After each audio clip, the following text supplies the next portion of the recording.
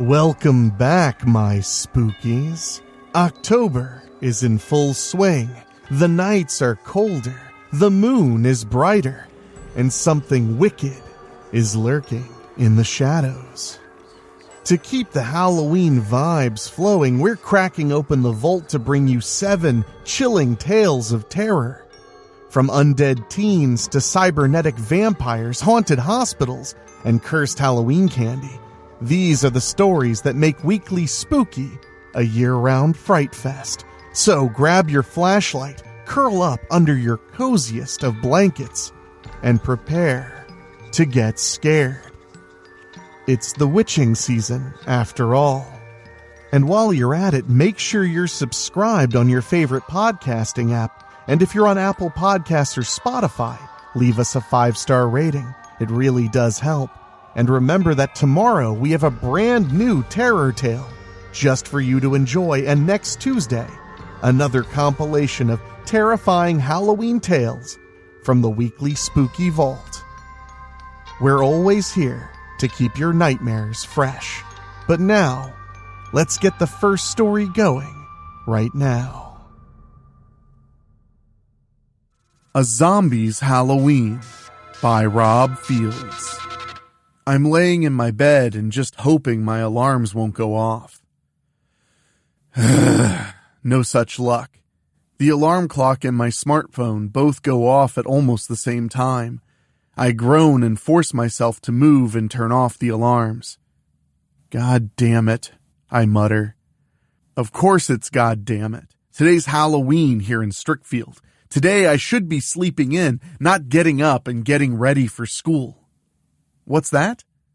You say there's no school on Halloween in Strickfield? If you go to public school or Strickfield University, then you'd be right. But if you go to Strickfield Academy, however, then you're going to school. You see, when it was voted into law to make Halloween a 7-day event, Strickfield Academy fought and fought to make sure they wouldn't have to be included in the proposed law. Mayor Patrick Gunter asked that the exception be written into the issue. Even with the exception, the issue still passed by an overwhelming majority and became village law. As I'm showering and trying to wake my sexy ass up, I keep being pissed at my parents for enrolling me at that fucking hellhole. I keep telling them I wanted to go to public school, but no! My parents happen to be friends with quite a few of the Mirrans. No, not just friends. They're the personal attorneys for those overly rich snobs. Many of those Mirrans have their kids enrolled at Strickfield Academy and recommended my parents do the same for me. I've been at that shithole for the last 3 years. Getting through senior year is going to be the most difficult yet. I finish showering and start drying off. I look in the mirror and see my newly dyed hair. It was originally blonde, but I wanted black with flaming orange streaks for Halloween. The other girls on the cheerleading squad love it. Not Headmistress Hiltonson, but what can the bitch do? Getting my hair colored ain't against school policy. I finish drying off and go back to my bedroom. I put on most of my cheerleading uniform and then look at my naked upper body in the mirror. I love my body, and so do many of the boys at Strickfield Academy. Then I put my top on. No bra. Yeah, the handbook says we're supposed to wear underwear, including bras. If I gotta keep going to that fucking hellhole, I'm gonna wear whatever I please. It ain't long before Annie Godfrey texts me and tells me she'll be at my house shortly. I blow myself a kiss in the mirror before I get up and leave my room. I make my way down to the front door. When I come out with my backpack, I see Annie in her new, fully loaded Ford Mustang GT. I get in the car and accept the menthol cigarette from her. "Looking sexy as always, hotness," Annie says. I take a pull on the cigarette and hand it back to her. Maybe Hiltonson will finally expel me for being so hot I burn. Annie sticks the cigarette back in her mouth and stomps the gas. The back tires squeal as we move forward. Her dad owns a bunch of car dealerships and gave his baby girl whatever new car she wanted for her birthday. Yeah, Annie's my spoiled rotten bestie. I can't believe how this fucking village bows to Headmistress Hiltonson, Annie mutters. She's the reason we're going to school today and tomorrow. I'm telling you, we should just skip it, I hint. Good idea. Then Dad'll find out and take my baby away. I smirk. I'd love it if Daddy kicked my sexy ass out of the house for skipping school. Annie raised an eyebrow. And what would you do for money? I'm sure I could find a few rich Mirans and let them fuck me for some damn good money, I reply. Annie grins and hands me the cigarette again. Better be careful, hotness. You're already skating on thin ice with Hiltonson. Fuck her, I mutter. At least we can wear our cheerleading outfits without the bitch giving us a hard time. Yup, you guessed it. Annie and I do anything and everything we can to see how far we can push the boundaries. It wasn't long ago Castalia Mirren got expelled from Strickfield Academy. Lucky bitch. Anyway, she had tattoos and piercings that kept getting her into trouble with Hiltonson. When we all heard Castalia got expelled, you'd have thought there was a long moment of silence throughout the place. Yeah, that's how popular she was. And once Castalia was gone, guess who Hiltonson turned her attention to next? Yep, you guessed it. The worst the bitch ever got on me was smoking a cigarette outside the cafeteria. She bitched and bitched till she was blue in the face.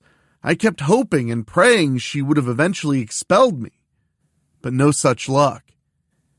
Annie turns into the big gate of Strickfield Academy. You can tell the other students are just so fucking happy to be here today. But here we are, wearing our uniforms and our fake smiles. Our cheerleading squad feels like we're the chosen ones since we get to wear these sexy outfits.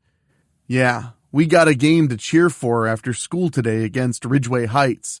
That means a long-ass bus ride there and back, guaranteeing Annie and I are going to miss out on much of the Halloween happenings tonight. Annie parks and we walk to our part of the academy. Nobody's wearing any kind of Halloween costume. Want to guess why?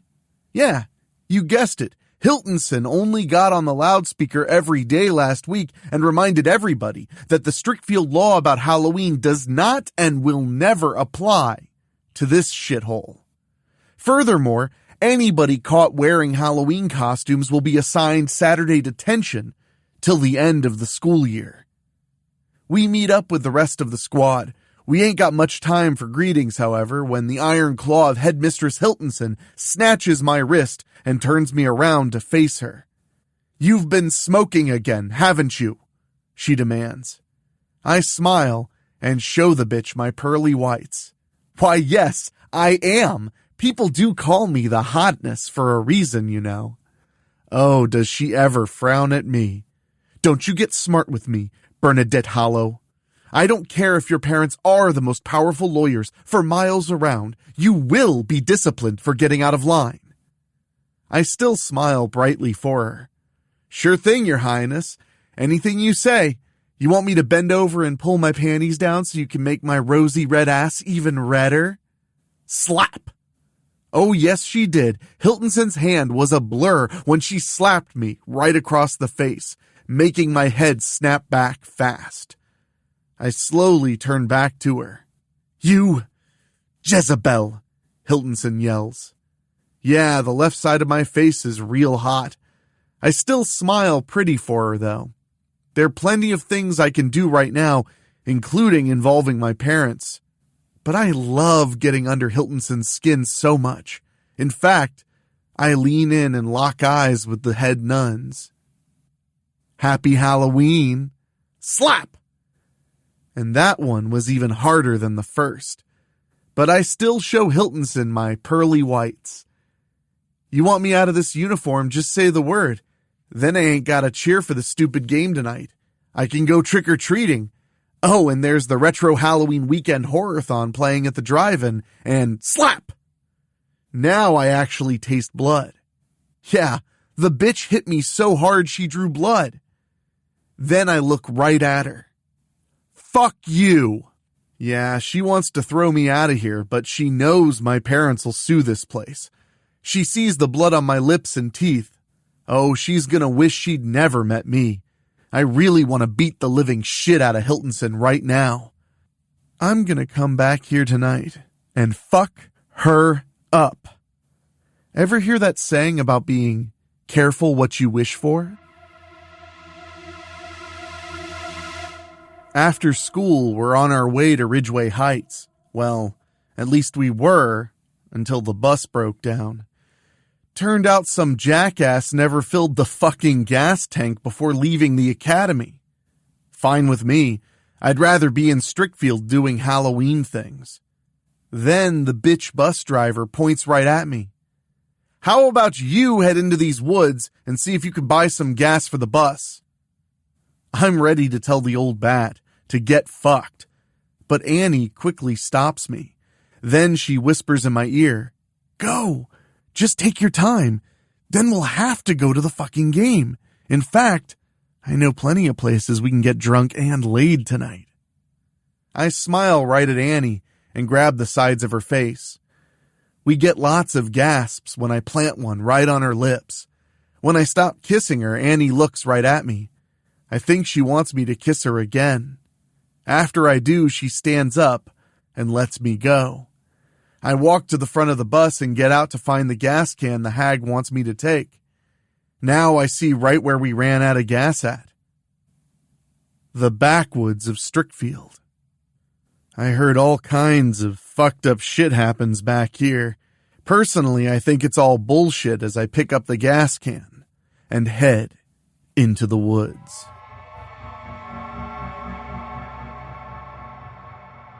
You wouldn't believe all the looks I get when I come back onto the bus. It's almost dark now. Oh, I did get the gas, but I really feel like shit now. Both my left shoulder and right side of my neck are really hurting. "Jesus, hotness, what happened to you?" Annie asks.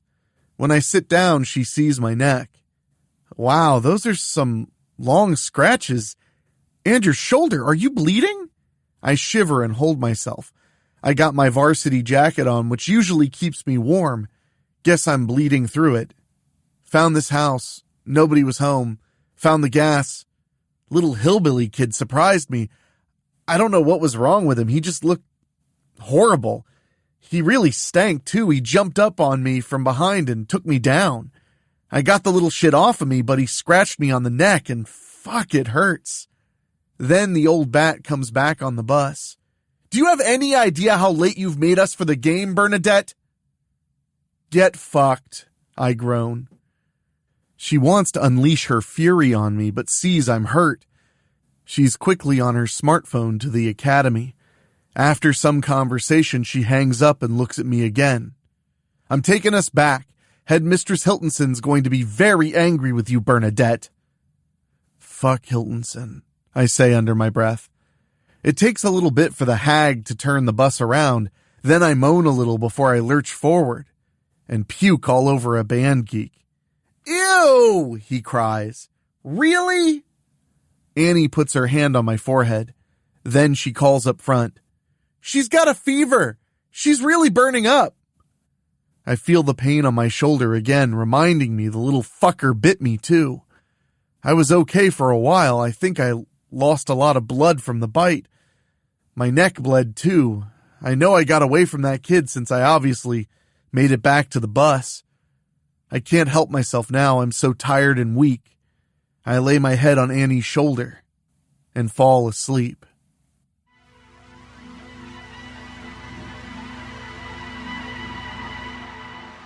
Not sure how long I slept, but I feel myself starting to twitch and know I'm waking up. Something's different now. I'm not in any more pain. I'm not even burning up and freezing at the same time, but I do still feel cold. "Honey, are you okay?" Somebody's asking me. I fully open my eyes and see a nun looking down at me. I think I'm back at Strickfield Academy. Now the nun gasps in horror. "God in heaven, your eyes!" And then I suddenly grab the nun and pull her down to me. She cries out when I bite a huge chunk of flesh right out of the side of her neck. The nun screams and tries to break free. I grab hold of the collar of her habit and sit up to take another bite out of her neck. The nun's blood squirts hard out of her gashes, some getting on me. Then she groans and drops to the floor. I growl a little and get off the cot. Now I'm lowering myself to the floor. She's still twitching a little when I grab her face and dig into it. She screams one last time when I pull her skin right off her face, taking one of her eyeballs along with it. With her face now in my hands, I bring it up to my mouth and eat. I don't know why I want to eat like this. I just know I'm so hungry, and this flesh tastes delicious. After I finish eating her face, I tear her habit open. Then I tear her stomach wide open and pull her guts out. It isn't long before I'm wearing more of her blood. After some time passes, the nun starts twitching a little. Then some more. I finish what I'm eating and slowly stand up. I watch the nun stand up too. Now I understand when she was talking about my eyes. The nun's eyes were blue. Now her one remaining is a sickening, pukey yellow. I understand the nun is just like me now. Wow. I really fucking died. That fucking hillbilly brat who attacked me in the backwoods, he was dead too. He hurt me bad and made me just like him. I just killed this nun, and now she's like me and the little boy. We both look at each other for a long moment. I try talking to the nun, but all that comes out are growls. The nun answers by making this raspy sound. I turn to the door and start moving towards it. Funny, I should be able to easily walk, but I can't. I can walk, but it's like my get up and go just got up and left. I'm managing walking, just really slowly. The nun's walking the same pace with me. When we reach the door, I open it. We walk out into the hallway. And then I know exactly what I want to do. I want to scream, "Hiltonson, you're dead meat, you fucking bitch! I'll teach you to slap me!" Again, all that comes out are a bunch of growls. Christ, I'm both angry and hungry as fuck. I really want to kill the headmistress. I'm hoping the bitch is still here. Wait a minute. Of course she is. If she ain't in her office, then she's gotta be at her cottage here on campus. Remembering where her office is, I turn and start heading there. The nun turns and comes with me. I guess us dead people gotta stick together, right? Yeah, I'm fucking dead, no doubt about it. I know I ain't breathing. I'm moving really slowly. I'm cold all over. It's taking effort for me to move the way I want. I want to walk normal, but I just can't. And then there's that shit about not being able to talk. But how am I still thinking normally? I move my hand to my neck. My scratches are still there. I touch my shoulder. That piece of flesh is still missing from where that little shit bit me, but I'm not bleeding anymore. And then I actually have an epiphany. Since I'm a walking dead girl now, I don't ever have to come to classes here ever again, right? I can literally do whatever I want. Well, right now, Headmistress Hiltonson is on the menu, and I ain't leaving here until I eat every bit of flesh off her body. Before long, the faceless nun and I reach the headmistress's office. I open the door and walk in. I see another nun. It ain't Hiltonson, but I can feed my gnawing hunger some more at least. She looks at us. It's Sister Sarah. "Bernadette? Sister? Are you two all right? You both know Halloween costumes are not permitted here." When the faceless nun and I are almost to Sister Sarah, she gets all scared now. She quickly gets out of her desk and starts grabbing and throwing stuff at us. "Get back!" Sister Sarah yells. Get away from me! You both are abominations before Almighty God! Oh Lord, save me! Unfortunately for her, her savior makes no move whatsoever as the faceless nun and I both press her up against the wall and start biting into her. She screams like a wild banshee as we eat one piece of flesh right after another off of her. When she falls, we lower ourselves and start sharing her together. I rip into Sister Sarah's habit and open her up like I did the faceless nun earlier. After several minutes, Sister Sarah starts twitching. The faceless nun and I both stop eating her and watch her sit up, slowly. Why do we just suddenly stop when we see she's one of us now? Maybe it's some kind of instinct built into us or something. We never eat or attack each other. The three of us are on our feet. I remember Headmistress Hiltonson's office and start walking there. When I reach her door, I grab the handle and open it. Hiltonson's huge copy of the Holy Bible is on her desk, but she ain't here. That means she's got to be at her cottage at that part of the campus where all the other senior staff live. Must be nice being an abusive fucking bitch and getting generous perks for it. Well, I ain't giving up. Like I said, I ain't leaving here until she makes my tummy ready to burst. I turn and start walking again. I know exactly where the staff cottages are on campus. I really wish I could fucking run. But I just can't. No matter. It's just me and the two nuns I made. I don't know why they feel they gotta stick with me, but I don't care. The more of us there are, the better we can score food. In fact, we end up killing and eating some students who stayed behind. Now they're walking with us. Now my dead army is up to 8. Even the others look at me like I'm their leader. Well, guess what, Hiltonson, you fascist bitch? You wanted to keep Halloween as far away from Strickfield Academy as you could. Well, you're gonna get a Halloween you ain't never gonna forget. We may be walking so goddamn slow, but we do make it to your corner of the campus. We're now walking on the street where all the faculty cottages are lined up on both sides. Unfortunately for you, I know which one you happen to live in. It's the odd-numbered side in Cottage 1. That means we gotta walk the whole street just to get to you. And if you ain't here, we can eat up every last person living here.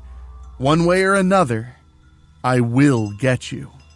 And then, as if luck is walking with us, Headmistress Hiltonson just happens to open her front door to step outside. She's wearing a long robe and is smoking one of her herbal cigarettes. She rarely ever walks around Strickfield without her habit on.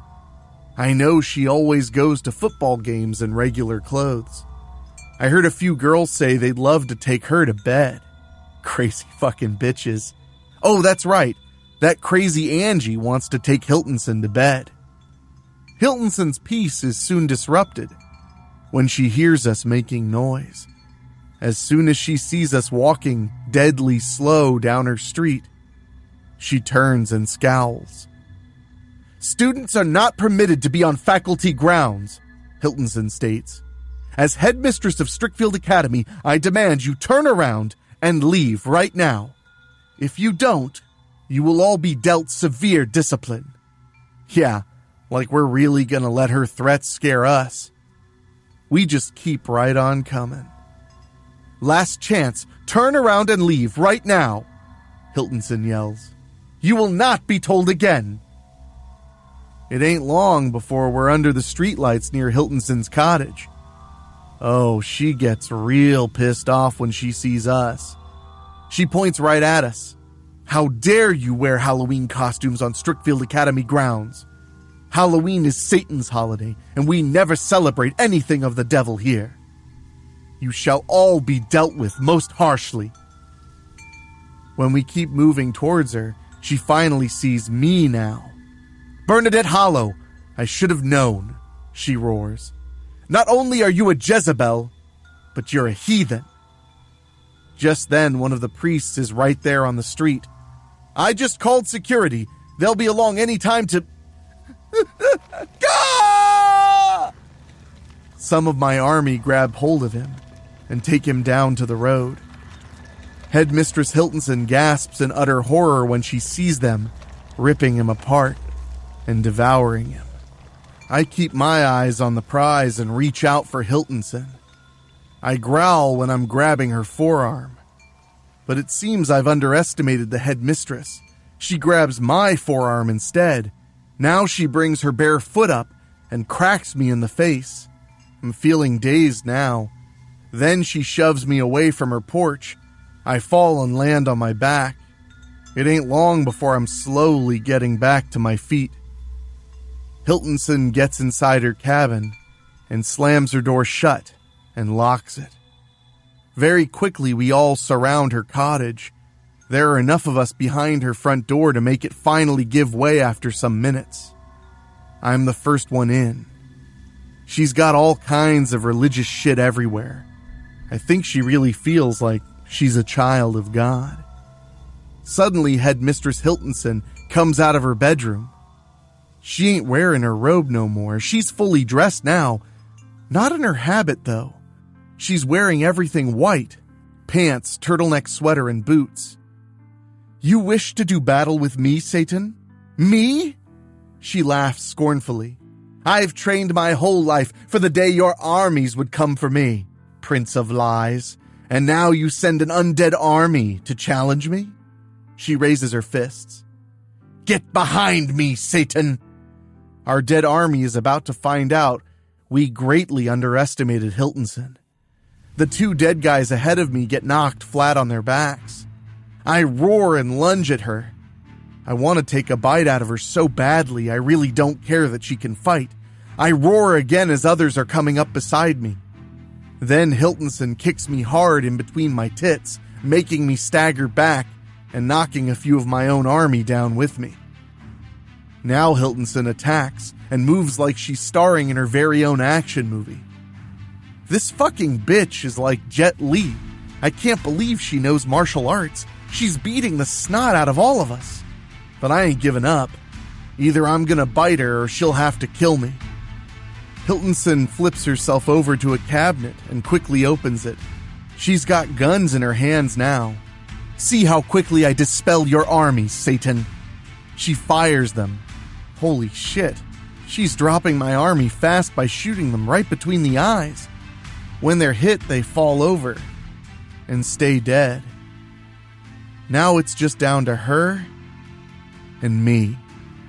I got enough sense in my dead brain to quickly move into her little kitchen to avoid getting shot. "You can flee, Bernadette, but we both know you can't move very fast, don't we?" I hear her saying to me. "I have faced your kind before. I shall triumph over you the way I've triumphed over all of your Lord and Master's minions. Come face me, heathen. Let me end your suffering." She's right. If I can't make my dead body move fast enough to where I can fight Hiltonson, she'll fucking kill my ass. I didn't come all the way out here to the queen bitch herself just to die at her self-righteous feet. Remembering I can still think, I turn and open a kitchen drawer. When I feel Hiltonson's almost on me, I attack and stab her with a very sharp kitchen knife. "Yeah, bitch. Looks like you underestimated me." Now she's got a knife buried in her shoulder. Her white turtleneck's turning red quick. I want to scream, "Fuck you, Hiltonson!" Again, all that comes out, though, are loud growls and grunts. Why can't I fucking talk? Hiltonson's the one screaming, though. Yeah, she didn't like me surprising her like that. She kicks me hard under my chin and makes me fall on my back. My head hits hard against the refrigerator, and I'm on my ass. I look up at her now and growl with determination. Hiltonson pulls the knife out of her shoulder. "I will send you back to Satan very shortly, Bernadette. Tell your master he must do much better if he's to defeat a true servant of the Lord." Hiltonson sees me get to my feet again. She raises the knife and comes after me. I managed to grab hold of a pot and swing it hard, cracking her right in the head. Again, she never saw it coming. Now she's on her back now. I quickly move and drop right on top of her. "No!" Hiltonson cries when I'm snapping my teeth at her. "Dear God, no!" I'm sitting on her waist, and she's holding my wrists. Being dead, I can't match Hiltonson for shit when it comes to speed, but being this close to her means I can almost match strength with her. I roar and growl when I remember her slapping me 3 times earlier today. "You drew blood from me, Hiltonson. Now I want yours." Just seeing her turtleneck all red now makes me so proud. I got that fucking bitch worse than she got me. Now I actually scream at her. "Get off of me, Bernadette!" Hiltonson yells. I scream again and finally pin her wrists down. And then I focus. God damn it. I'm gonna say something to Hiltonson before I eat her. It takes everything for me to finally get it out. Die! I end up opening my mouth so wide it makes the sides of my face split. Hiltonson shrieks. I hope she pissed herself. My tongue's practically hanging out of my wide-open jaws now. I'm finally going to have my meal. "Never!" Hiltonson screams. She suddenly roars and finds the strength to shove me right off her. Then she does a kip-up back to her feet. I'm almost back on my feet when she picks up the knife I stabbed her with minutes ago. As I'm propping myself up on her counter, I look right at her and stagger her way. That's when Hiltonson draws back. I'm totally fucked when she easily flings the knife so it ends up right between my eyes. I can feel the blade stuck right in my brain now. I wobble and drop to my knees. I ain't dead yet, but I'm losing control of my body. Headmistress Hiltonson comes to me. "You were foolish to come and challenge me, Bernadette. Me! Know this before you stand before Almighty God for His judgment. Through His power I was able to stand victorious against an army of your kind." She sneers now. "Oh, I know there are others out there. I know there are vampires, werewolves, and other monstrosities that Satan has sent here to the mortal realm to corrupt humanity." I fall into a reclining position beside the dishwasher now. It ain't gonna be long before I'm really gonna be dead. Hiltonson smiles. By day, I'm the headmistress of this prestigious academy. By night, I go out and prowl for Satan's creations like yourself. In slaying such creatures, I have recently learned of a vampire by the name of Bella Taibon and a werewolf by the name of Daniel Boyd. Such a pity you will not be around to see me destroy them with my own 2 hands. I make a last attempt to reach up for Hiltonson. She stops me when she slams her knee onto my tits and grabs the knife handle. "Happy Halloween, Bernadette Hallow. I truly hope for your sake they celebrate it in hell, where I'm sure God will send you very shortly." When she pushes the knife even further into my brain, it's definitely the end.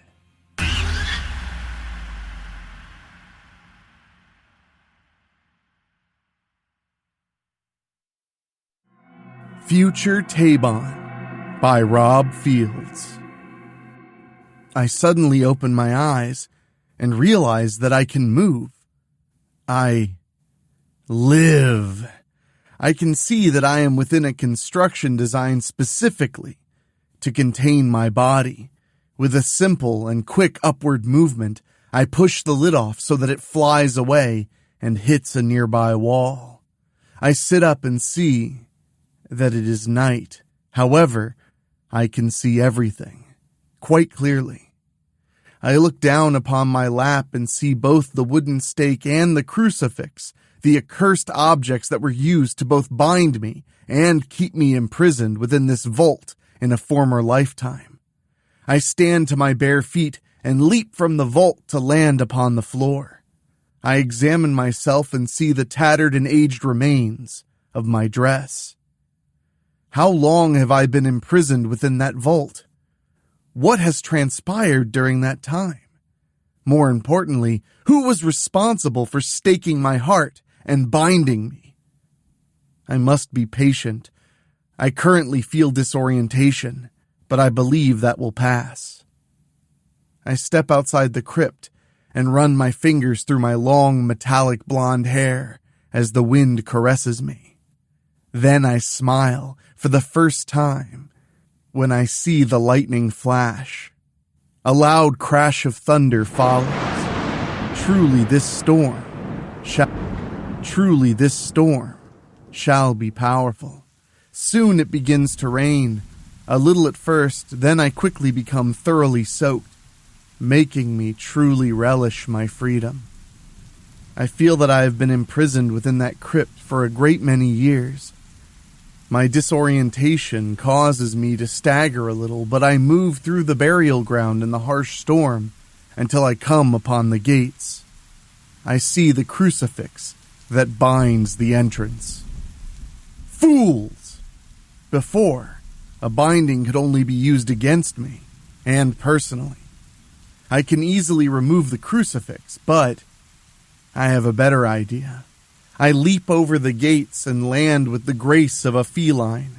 The trees on the path before me sway with intensifying winds as the cold rains continue to soak me through the remains of my dress. For a time, I continue along the path until I reach what appears to be a dense forest. I enter it as the lightning flashes again, followed by a tremendous crash. The trees shield me to a degree as the storm grows stronger still. In time, I come across the remains of a horse-drawn carriage. As there are 2 horse skeletons outside, so are there 2 human skeletons inside. Their clothes appear to be just as old and tattered as my dress. After searching the coach, the only things that I find of potential value are some gold coins and a few rubies. I leave them with the skeletons, since I have no use for such riches. I also do not feel that it is right to steal from the dead. I exit the coach and continue along the path. Why do I continue to feel disorientation, in spite of my long slumber? Now I feel a slight buzzing sensation deep from within my head. The storm grows ever stronger.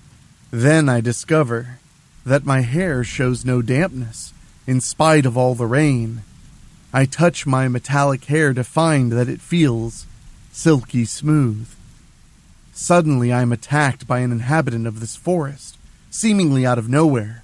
The monster and I tumble over one another. Knowing that I must now do battle, I seize the creature with one hand and throw it into a nearby tree. The creature hits the tree and falls forward to land in the mud. It springs to its feet and comes for me again. Remembering that I am a vampire, I will myself transmorph for battle. However, neither my face changes nor do my claws emerge. The creature snarls and attacks me again. With lightning reflexes, I seize the creature by its throat and throw it into the nearby river with almost no effort. It sinks below the water and resurfaces shortly after. As I understand more, I can see that the creature is a werewolf, but with the tail of a scorpion. Not quite a manticore. The monster leaps at me again, colliding. Once again, we tumble over one another.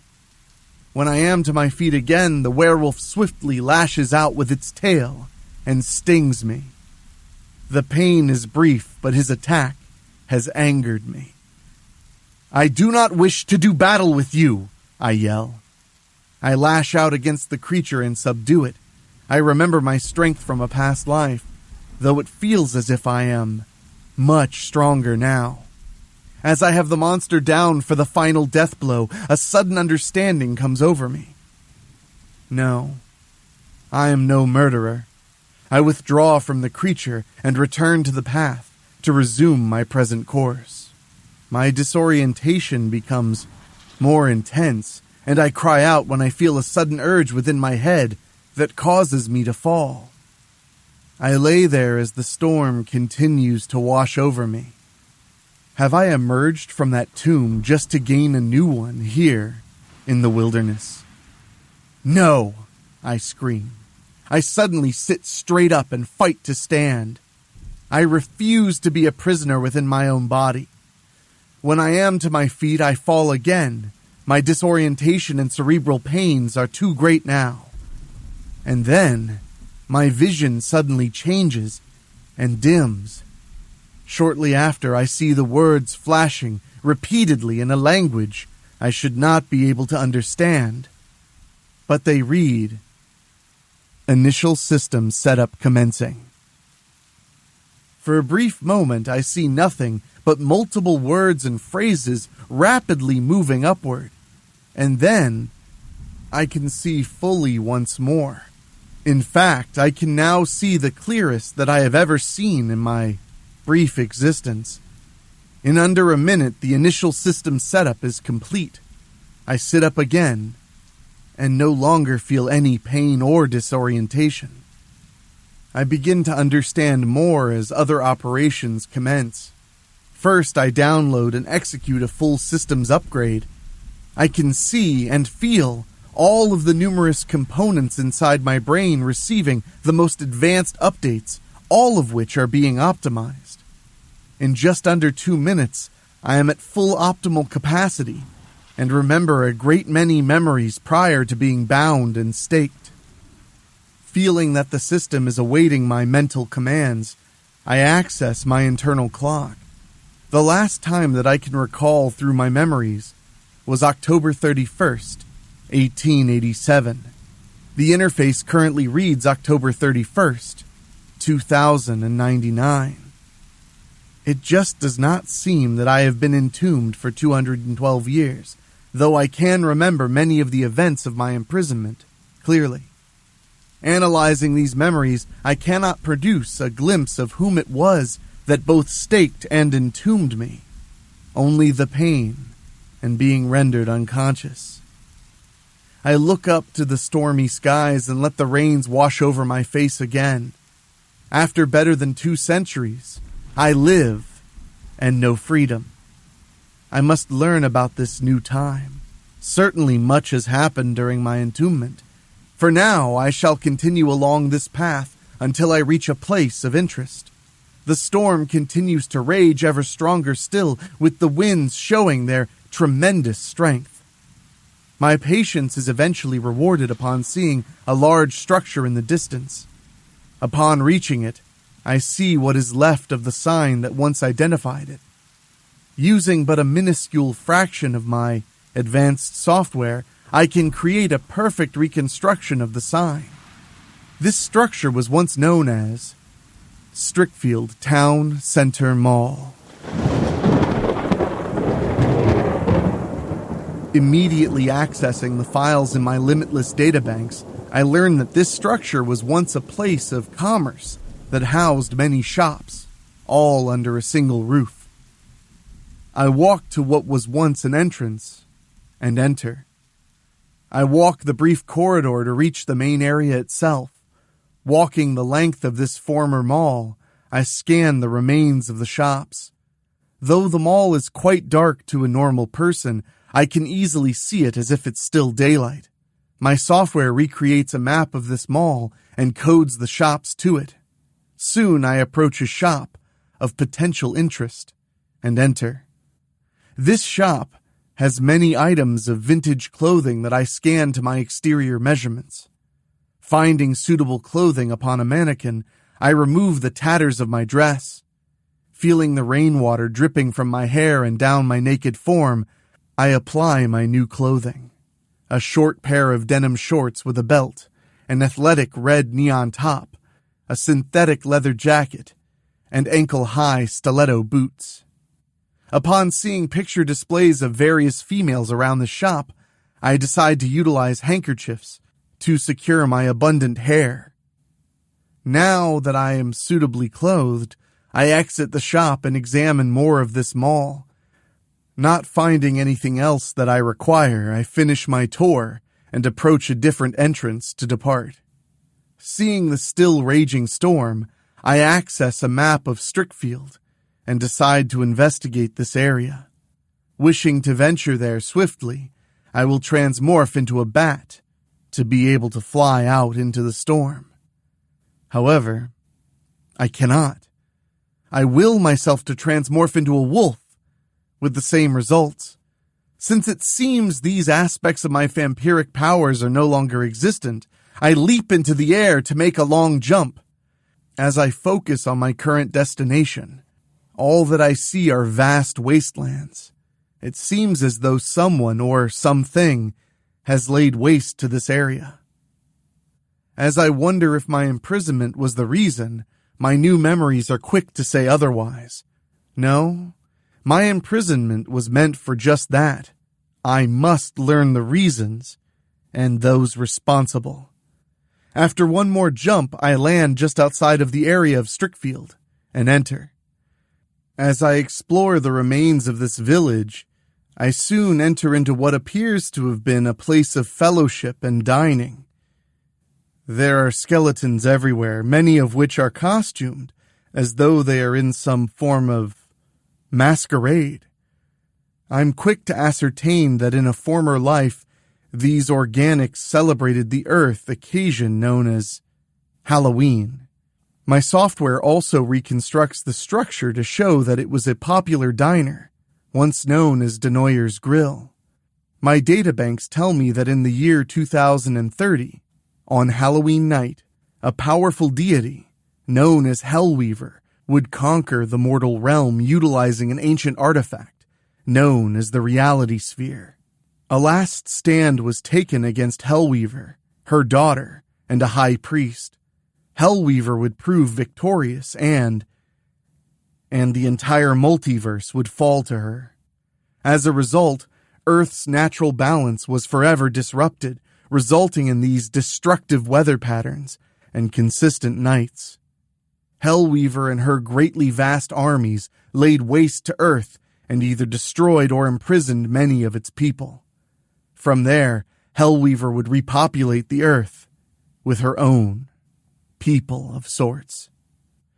I was upon this world during 2030, but was still imprisoned within my tomb. The more data that I compile, the more that What has happened to me?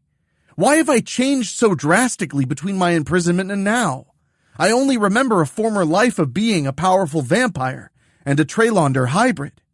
Now, I immediately call for the schematics of my body and how am I even capable of doing this?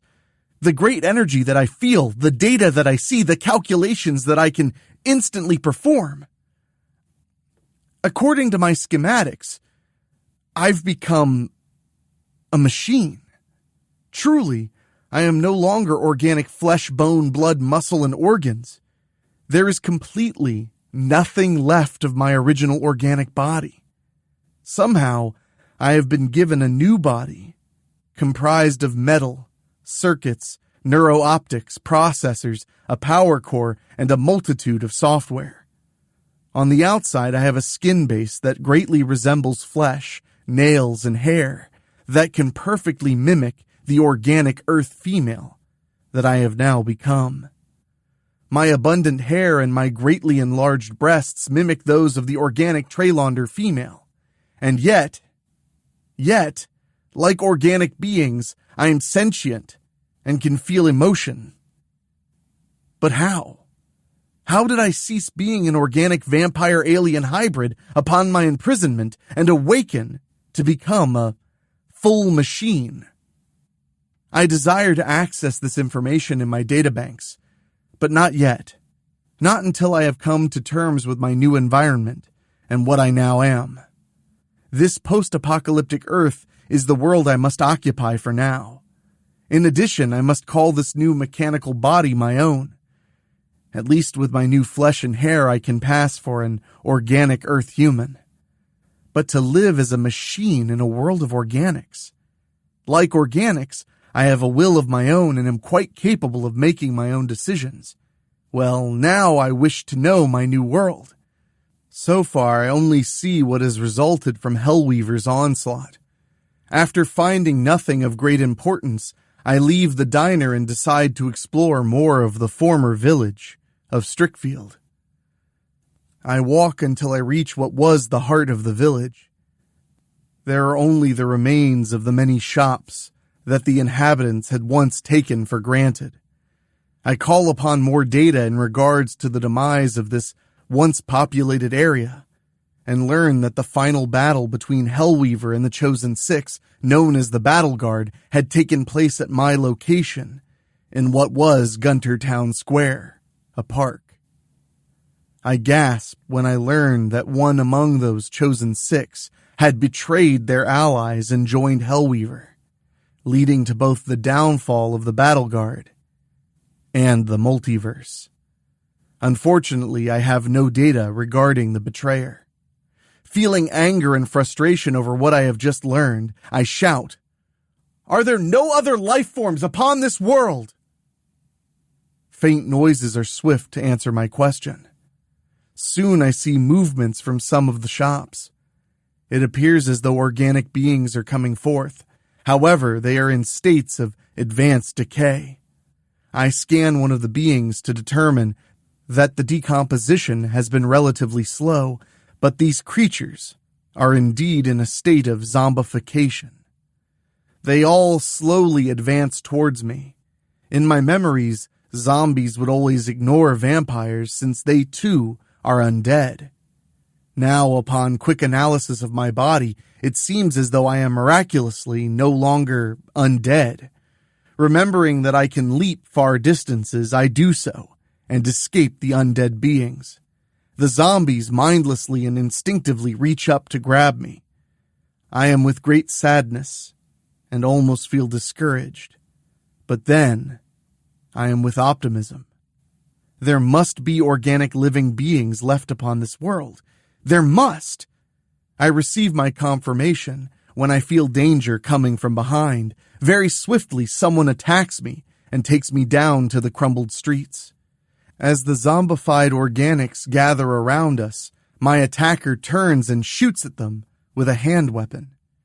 "Begone, empty shells! This cow now belongs to Sarathos!" Angered by his comment, I rise and strike my attacker. I belong to no one. This Sarathos flies away from me fast and slides down the broken street. Upon coming to a stop, he is swift to return to his feet. "You dare strike me, cow?" He points at me. "You shall know what it means to defy Sarathos. You shall know what it means to defy Sarathos." And then, there are more of those werewolf creatures with scorpion tails like the one I encountered in the woods shortly upon my awakening. "She's yours, my pets," Sarathos tells them. "Make this cow pay for her defiance." The werewolves give their battle howls before they charge at me. If they wish to engage me in battle, then so I shall oblige them. When the first werewolf creature reaches me, I take hold of it and hurl it far away. I am easily able to avoid the claws and teeth, even the tails. As I show these creatures that I am far superior to them, I am amazed with how fluid and swift I can move in this new body. To my memories, no machine has ever moved like this. But then my last recalled time was 1887. It seems much has changed by 2099. However, I've seen nothing in the way of advancements for this time. Given the complexity of my new body, I already know that it was not constructed in 2099. My new body is futuristic alien technology. I continue to do battle with the creatures until I have subdued them all. It is then that Sarathos decides to finally engage me, himself. Only he attacks me from behind a second time, the way only a coward would. "Now, cow, you shall learn your place," he declares. Suddenly, he clasps something around my neck, securing me as if I was his runaway property. When he starts pulling me to him with his great strength, I grab hold of the chain and pull against him. "You dare?" Sarathos growls, surprised by my own great strength. This organic despot succeeds in pulling me to him again and pummels me with 3 powerful blows. "What is this?" he yells, seeing that I refuse to stay down. He growls and pummels me again. Then he holds me down to allow a few of the werewolves that have recovered to return and sting me. With enough of their toxins in my system, I am compromised and rendered unconscious. I awaken to find myself in what appears to be a medieval throne room. My interface comes back online, then I see more of those words in that same alien language that I should not be able to understand, translated to American English. The words would say, toxin levels, 0%. Neurotoxins compromised. Yes, it was the werewolf's toxins that had rendered me unconscious. As of now, I am at full strength once more.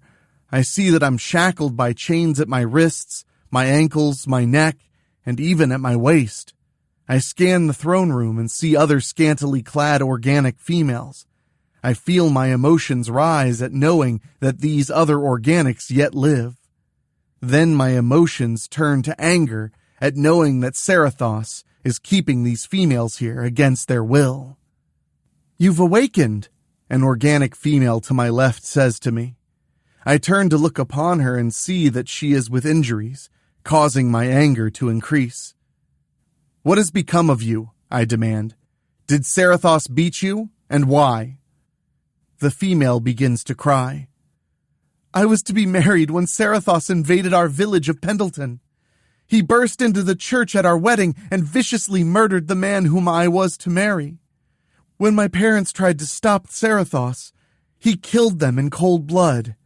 Then he took me, my maid of honor, and 2 of my bridesmaids and imprisoned us here, in this throne room with these others. I managed to escape recently, but Sarathos quickly tracked me down and beat me harshly before securing me here again. As I examine the chamber more, I can see that we are all kept 5 yards apart from one another. Upon further analysis, it seems as though we are here for decoration, entertainment, and perhaps for non-consensual sex. If I have anything to say about this, I shall stop Sarathos and free these organic females. There is a quick silence when we hear a loud noise. Moments after, Sarathos enters the throne room, and with more organic females secured by chains. As the women struggle against him, he pulls back hard. "Cease your useless struggling, you stupid cows! From now on you belong to Sarathos, and soon you shall all serve as the yearly Halloween sacrifice to my almighty goddess herself, Hellweaver, which shall be in remembrance of the anniversary of when my goddess would conquer the entire multiverse." Knowing that I must not delay in freeing myself and the others, I fight against the chains that bind me. Bind me. My anger escalates into fury against Sarathos for imprisoning me. First, I would awaken to find myself imprisoned within a crypt. Now I am bound and chained for the pleasures of this despot? To serve as a potential offering to the very goddess that I shall eventually engage in battle with? Never. "I said there is no use struggling, cow," Sarathos mocks me. "These other cows have no chance of breaking free, and neither will you." I laugh scornfully at him. "You've seen that I am not a normal organic female despot, and I shall remain free." With one great and powerful pull, I succeed in breaking the chains from the metallic walls. "You dare?"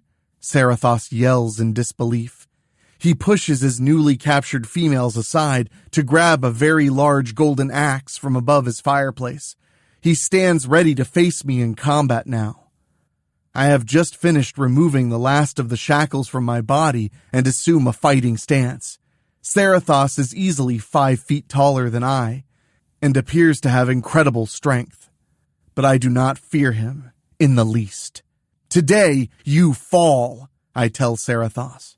Suddenly he lowers his weapon and sneers. I look to see his pack of werewolves with their scorpion tails have entered the throne room. Sarathos wishes for them to engage me again, believing that I am far too insignificant to do battle with him myself. Very well, Sarathos. I shall again engage in battle with your pets, I concede. And after I've defeated them, again, I then shall engage and defeat you. The 5 werewolves gather around me like a pack of wild dogs. I'm ready for them this time. They growl and waste no time in coming at me. I remain calm, yet I move swiftly. I utilize my fighting arts that were learned from long ago in a previous life, and even fighting arts that I should not know presently. Nonetheless, I begin dancing with these monstrosities. These creatures are easily 2 feet taller than I and have great muscular builds. Seeing them only reminds me that this body is no longer organic. I am a machine. I am far superior to these organic creatures. As I battle the werewolves, I am quite amazed at how fluidly I move in my new body. My fists and feet strike with deadly force as I dance gracefully with these beasts. "She is but a cow, you mindless cretins!" Sarathos yells when he sees that his beasts are truly no match for me. "Slay her, or I shall offer all of you in the Halloween sacrifice to Hellweaver." I move into the final act of my dance and render all of the werewolves unconscious. As they lay before me at my feet, I turn and gaze upon Sarathos. "You must face me yourself now, coward, unless," I raise an eyebrow, "unless you are afraid of a cow." Sarathos raises his weapon. "I shall end you for mocking me this day, cow." His body now shudders as Sarathos begins a transformation into a more monstrous werewolf creature than his minions that I have just defeated. When he finishes, I witness that he is much stronger than he was when human. He utters a loud roar before he engages me. In response, I move and flip towards him, all too eager to dance again. Upon our reaching one another, the newly transformed Sarathos swings his golden axe to commence our dance. I cross my arms in front of me and slowly, ever so calmly, arch backward. The axe blade passes over me as a gentle breeze. I finish my flip and land gracefully on the heels of my stiletto boots. It almost seems as if I'm dancing barefoot. Sarathos growls and swings his axe with much fury. Truly, I see my dance partner now. He is with great arrogance and anger at believing that he could easily defeat one such as I, simply because I have the appearance of an organic earth female. "I captured you once before myself, cow," he roars at me, confirming that he is capable of speech in his alternate form. "Once I have lain capture to you again, I shall show the others the error of your ways, by ravaging you until you beg me for your life. Then your meat shall make a most tasty stew to add to the Halloween offering for Hellweaver." I laugh softly. Foolish despot. 1, you did not defeat me yourself. Your lower werewolves did much of the work for you. 2, I have had sufficient time to learn and understand more about myself. I am most ready for you this time. 3, I am not one of your so-called cows. In fact, I am actually known by 2 names. In birth, I was Mahari of the royal house of Rielos and was princess of Trelond, a planet many light years from Earth. Here on my adopted world, I was given a new name and rechristened Casilia Taibon. Sarathos roars again and narrowly misses me as I gracefully dance a cartwheel to avoid his deadly axe blow. I continue my introduction to Sarathos. "We Taibons have made it our business to eradicate supernatural evil wherever we may encounter it, and to protect innocent mortals from those who would harm or enslave them. For all I know, I may very well be the last Taibon in existence. And as long as even one Taibon exists, both the family business and the mission shall never change. And today," I laugh with the grace of my dancing once more, "today you shall fall before a Taibon." Sarathos roars with intense fury, causing his yellow eyes to glow bright, and swings his axe at its hardest. Once more he is unsuccessful in striking me and embeds his weapon into the floor to render it both stuck and useless. I enter the next part of my dance and begin showing Sarathos that he, too, is but an inferior organic. The longer Sarathos and I battle, the more he learns that this cow is not so easily overcome. Even in his enhanced werewolf form, he continues to throw his powerful fists and claws at me, but I continue dancing much too gracefully to allow him to strike me as he did during our first encounter. He makes his impending defeat all the more as he roars with increasing anger and frustration at me. I continue to perform my dance recital with Sarathos by attacking him myself and throwing and kicking him from pillar to post. At one point, I even lift him with a single hand and hurl him clear across his throne room. He breaks several of the large bricks that comprise the wall upon his impact and falls upon his back. Sarathos stands to his feet again and shows more signs of anger and frustration when he begins to telegraph his blows. He is clearly not thinking straight any longer. In memories, I can recall how I was chastised by self-entitled males because I loved to dance. I was chastised for my bewitching beauty and my greatly endowed upper body. The self-entitled males of the former days even chastised me when they discovered that I was both a Taibon and a trained killer. Sarathos chastised me for having the identity of an organic female, and now he chastises me again as I flip over his hulking form and land with grace like a feline. I believe it is time to finish this dance.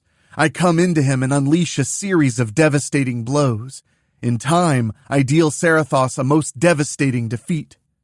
Now I stand above him, holding his hulking form down with one hand as I raise the other for the killing blow.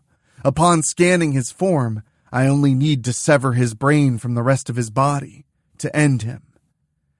"Your tyranny ends here and now, despot," I yell. "Hellweaver shall not receive your Halloween offering this day, and on this day you fall to both a female and a Taibon." As I hear the cries of the females he's captured to end him, I have the sudden realization from when I fought that first werewolf. In a former lifetime, I would have indeed ended Sarathos and claimed his life. But that former lifetime are simply memories that I now possess. That past lifetime does not define my new life now. The females protest and chastise me when I release him and step back. Though a machine, I may be in this new life. I and I alone decide my own fate. While Sarathos has likely taken many organic lives and has captured many organic females, while his life is now mine to claim, I will not destroy him. In a former life, I was indeed a vicious killer. But today, I am no killer. The Taibon way is to save lives. The only lives that we claimed in former years were those who had none. Vampires being a prime example. That shall hold true for me now. Sarathos shudders and then returns to his original form. "You should have ended me, cow," he sneers. "Make no mistake, I shall be avenged for your treachery this day. When Hellweaver does not receive my offering, she will surely come for you and destroy you." I laugh a little.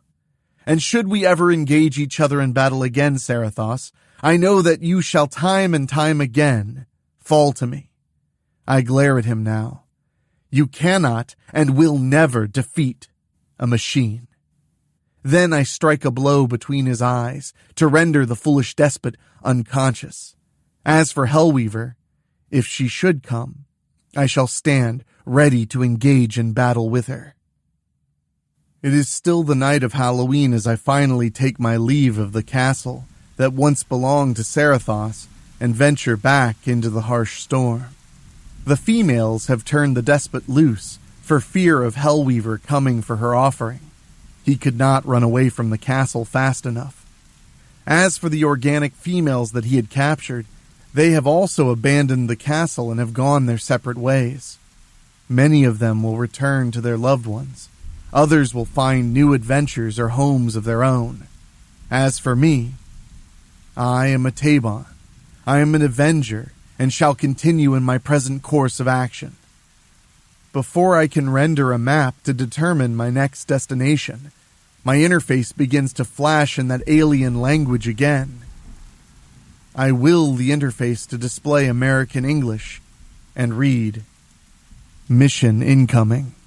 When the flashing ceases, the files have downloaded and are opened to me. There are several objectives to my new mission. The ultimate objective will be to confront Hellweaver myself and save the universe from becoming this hellish, post-apocalyptic wasteland.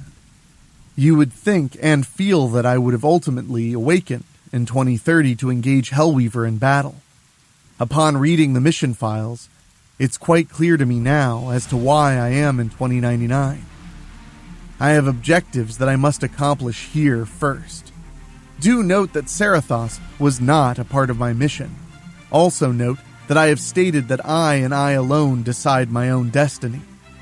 While it is true that I have been given a mission, I am not bound to comply with it. However, it is my emotions and my secondary programming that will guide me into accepting the mission.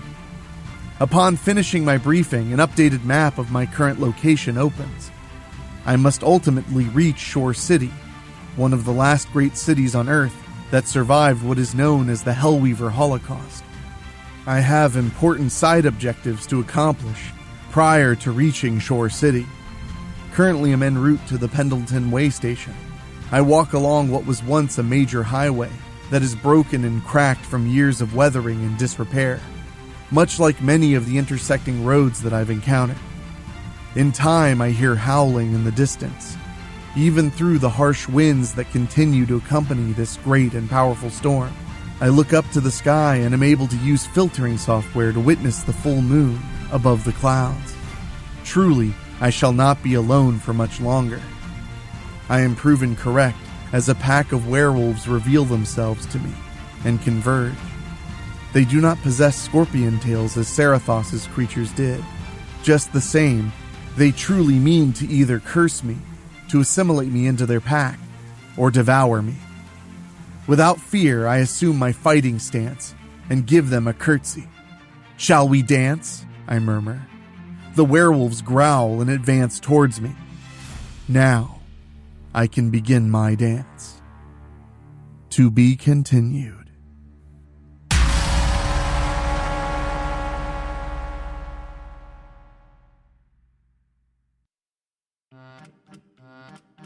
Tricks and Treats, Volume 2.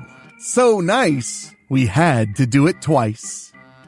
A cool breeze blew down the sidewalk, past the swarms of costumed merrymakers, stirring up small cyclones of discarded candy wrappers and haunted house leaflets. A lone figure stood in the center of the chaos, head down like a stage actor, waiting for the curtain to rise. The tall, impossibly thin man had on a top hat and wore a bright, gaudy suit with tails. With his handlebar mustache and Van Dyke beard, he looked like a demonic circus ringmaster. He leaned on a cane, blocking a substantial part of the sidewalk, but the revelers, unconsciously, parted around him, like he wasn't even there. Suddenly, as if someone flipped a switch, the strange man sprung into action. "Good evening, ladies and gentlemen, righters and wrongers, killers and prey," he said as he spun in a circle, his cane whipping through the air, barely missing some of the pedestrians. "I am the Count of Carnage, the Prince of the Perverse, the Phantom of the Faithless, and your humble host," he said, winking. "Jack Scratch." He performed an impossibly low bow, his hat almost touching the ground. Standing up straight, Jack began strolling down the sidewalk. "Tonight is a special night, the unholiest of nights. All Hallows Eve, or Halloween as you humans call it," Jack spoke. "This is the one night a year that I can leave the infernal flames of hell and walk among you mortals."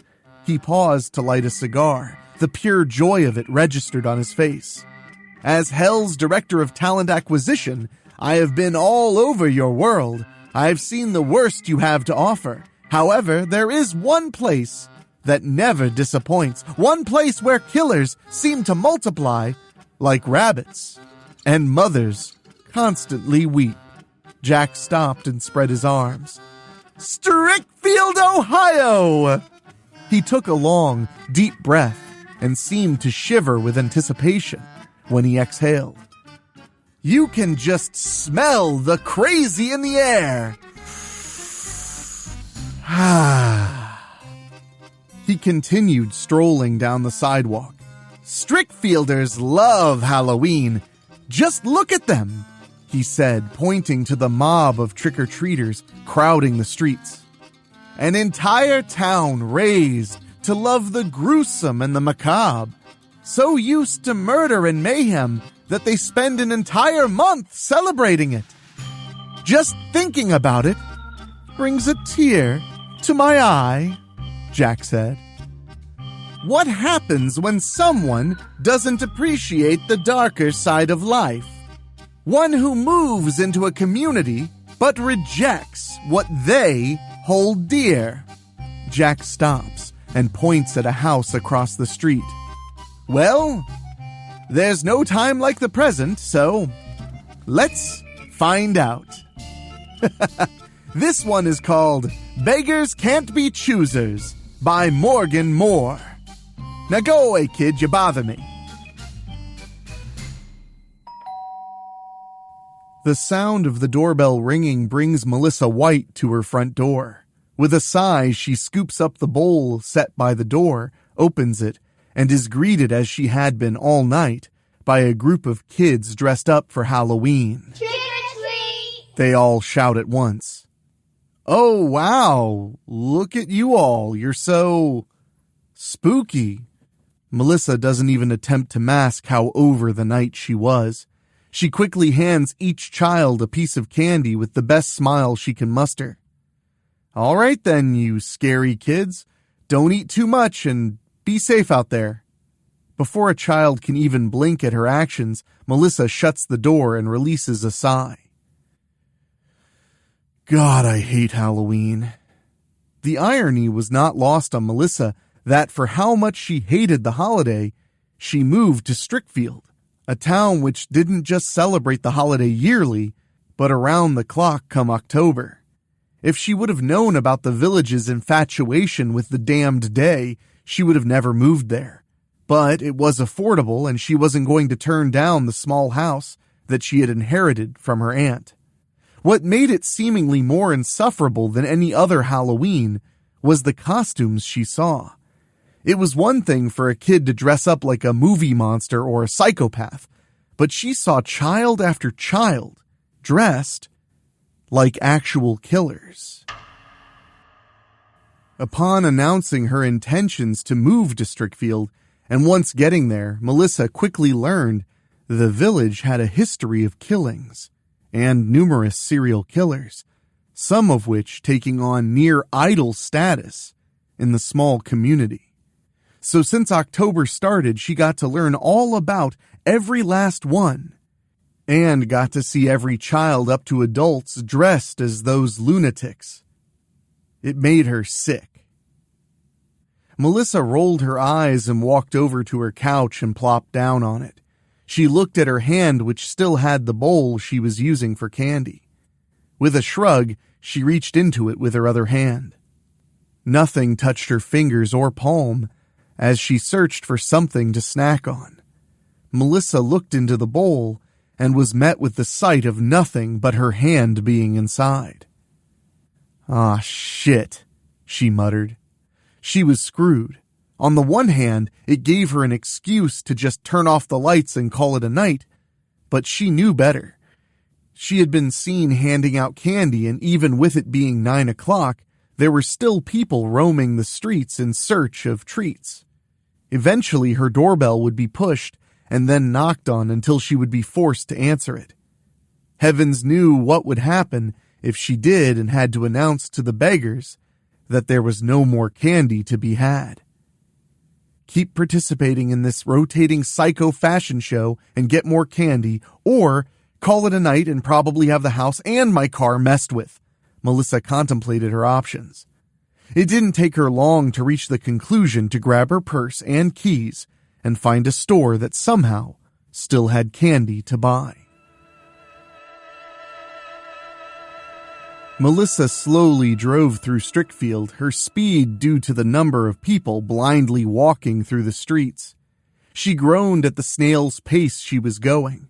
All would be fine as Melissa had passed a few stores that were clearly still open, yet the heavy foot traffic made it next to impossible to turn into any of them. As her drive progressed, less and less buildings became present as scenery. From what little she had traversed the village in her short time there, Melissa had never come out this far. Most of the activity was in the heart of the village, not out in the boonies. On the plus side, being this far out meant there was no foot traffic to hinder her driving. But being out this far in the dark on Halloween definitely sent a shiver down Melissa's spine. Melissa continued her drive through what started to look more and more like countryside. Her attention suddenly snapped to the left. Was that? She questioned, having driven past whatever it was too quickly. Melissa put the car in reverse and slowly backed up to what had caught her eye. The sight of it brought a smile to her face. In front of her was an old general store that was still open. Thank God! Melissa maneuvered the car into what could pass as a parking lot for the store and turned the car off. Outside, she shivers as the autumn air brushes against her, crisp and chilly. Melissa made her way toward the general store, cautious of the environment and its lack of outdoor lighting. Only the faint glow of the light from inside the store led her way. As she opened the door, a bell chimed and nearly gave her a heart attack. God, this place is old, isn't it? Melissa walked around the store, the light inside faint as it was from the outdoors. The place reminded her of an Amish store she visited once in Indiana. Everything on the shelves appeared to be homemade, stored in either plastic bags or mason jars, handwritten labels carefully glued to each item with what it was and how much it cost. Melissa was certainly impressed by the amount of items the store seemed to have, and its owners had made. Melissa continued to walk through the store in search of any kind of candy she could find. Rounding a corner, she found what she was looking for, a small wooden shelf against the wall, filled with bags of homemade candy. Perfect, she exclaimed. Melissa plucked a couple of bags from the shelf with a smile. She turned around to head back toward the front of the store, only to find her path blocked by a man. He was only a few hairs taller than her, but was very visibly over double her age. "May I help you?" he asked. The old man, while taller than Melissa, spoke with a softness that she assumed came from his old age. His attire, whether a Halloween costume or his everyday clothes, reminded her of a pioneer or the Amish, only without the beard. It seemed rather fitting for him. "Oh, sorry, I was just trying to find some candy," Melissa fumbles out. The old man looks her up and down and smiles. "Well, it looks like you found some. Is that all you need?" "I would say yes," Melissa responded. "Great. Well then, let's get you cashed out and on your way." The man smiled and turned to head toward the front of the store. Melissa raised an eyebrow quizzically, but shrugged and followed after the man. Up front, she tossed the bags onto the counter. "Run out tonight, did you?" he asked. "Yeah, didn't expect to get as much foot traffic as I did." "Must be new to the area, aren't you?" "Bingo," Melissa replied with a slight smile. "Oh, there's a pretty smile. I'm not surprised you weren't more prepared then. Halloween is a big night and a big deal for those here in Strickfield. Always has been," the old man explained. "So I've heard," Melissa answered with a small roll of her eyes. "Not a fan of Halloween?" the man asked after catching her rolling her eyes. "Not really. I always found it kinda goofy growing up. If anything, living here has made me dislike it more. Constantly being surrounded by it does no favors for me. Not to mention, it's pretty revolting seeing kids dressed up as serial killers. Well, it's up to the parents what their children want to do. That's part of the problem. It's disgusting how okay it is that this, and forgive me for saying it, backwoods town idolizes mass murderers and a stupid holiday that's only point is to drive candy sales and horror movie rentals. Truth be told, I wouldn't even be buying this if I wasn't afraid of having the little rugrats kick my door down. They'd probably try to eat me in place of the candy. Melissa ranted to the store owner. She paused after finishing her sentence and looked at the old man. His face, which minutes ago showed an old warmth and pleasantness, was now replaced by cold eyes and a frowned, furrowed brow. Something about the old man's face and how he was now holding his body made the hairs on Melissa's neck stand up and put her on edge. It was as if her insulting the holiday had offended the once kind sales clerk, having committed a mortal sin. Melissa felt her cheeks grow hot from embarrassment at the situation. How much do I owe you? She asked cautiously. Well, dear, let's just call it paying it forward, he answered. I don't get it, she responded in confusion. Well, paying it forward means I give you these because of generosity I've received, he explained. Oh, okay. Melissa carefully reached across the counter and took the bags of candy. She went to walk away and head back home, but paused. The words the old man had just said rewound and then replayed in her head. Melissa turned around and looked at the old man. Hey, may I ask you something? Of course, he replied. You said you received a generosity. I'm curious as to what it was, Melissa questioned.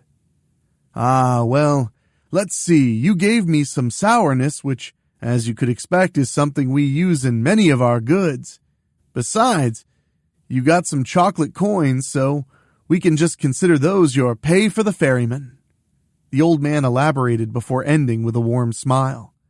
Melissa looked in confused terror at the old man. On one hand, she didn't understand what any of this had to do with generosity. Yet, something about how he spoke and the way he was smiling made her feel as if a terrible event was going to happen. Right. Well, I gotta go, Melissa choked out. She turned around to leave only to find herself surrounded by what she assumed was the old man's family. Each one was dressed in the same Amish-like attire, the only difference being for the girls who wore dresses of the same fashion. Melissa couldn't believe they had appeared as quickly as they did and found herself equally unable to find a way to escape their encircling of her.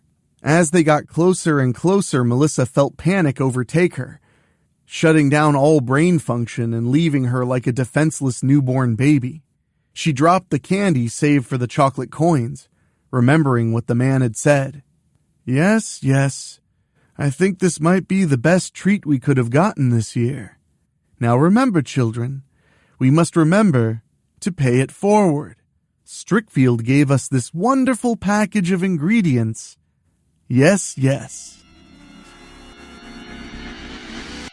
New from Crows in Hand Old Time General Store. Short on candy bars but need something sweet for your trick-or-treaters? Try our new Sour Nut Clusters. All the salty crunchiness of the nuts you love with the sourness and coating of your favorite candies. They're so crunchy and sour, you'd almost think we made them from your worst enemies. So come on down and get yourself our new Sour Nut Clusters at Crows in Hand Old Time General Store.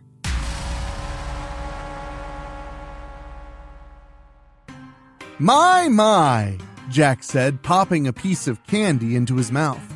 I'm not normally a fan of recycling, but he eats another one. You can't argue with the results. Best damn sour nuts I've ever tried. Jack began to stroll down the sidewalk, his cane twirling in his hands. Strickfield attracts killers and fiends of all types. Humans, ghosts, vampires, werewolves, Everything and anything is possible in Strickfield. It baffles me why any good-hearted mortal who makes it out would ever come back. But if they did, wouldn't it be grand if they unintentionally brought death and destruction with them? Not only is Strickfield a cruel bitch, it also has a wicked sense of humor. He grandly gestured at a pair of women across the street. Well, we'll see what happens to these two young ladies in just a moment. But first, here's something even more terrifying for you. A word from our sponsors. What? You think hell pays well? Not a chance. Halloween Cookies by Keith Tomlin. Children, teenagers, and even adults walked the streets in costume, their laughter reverberating in the chilly October air. Two women, Megan Smith and her aged mother May, turned off the sidewalk and headed up a walkway to the front door of a modest yellow 2-story home.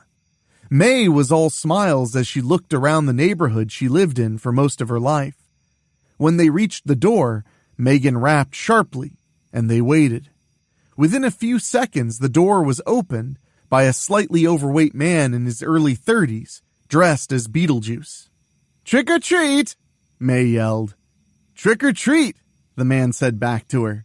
Suddenly his eyes grew wide as he realized who was standing at his door. "Auntie May? Is that you?" "Daniel!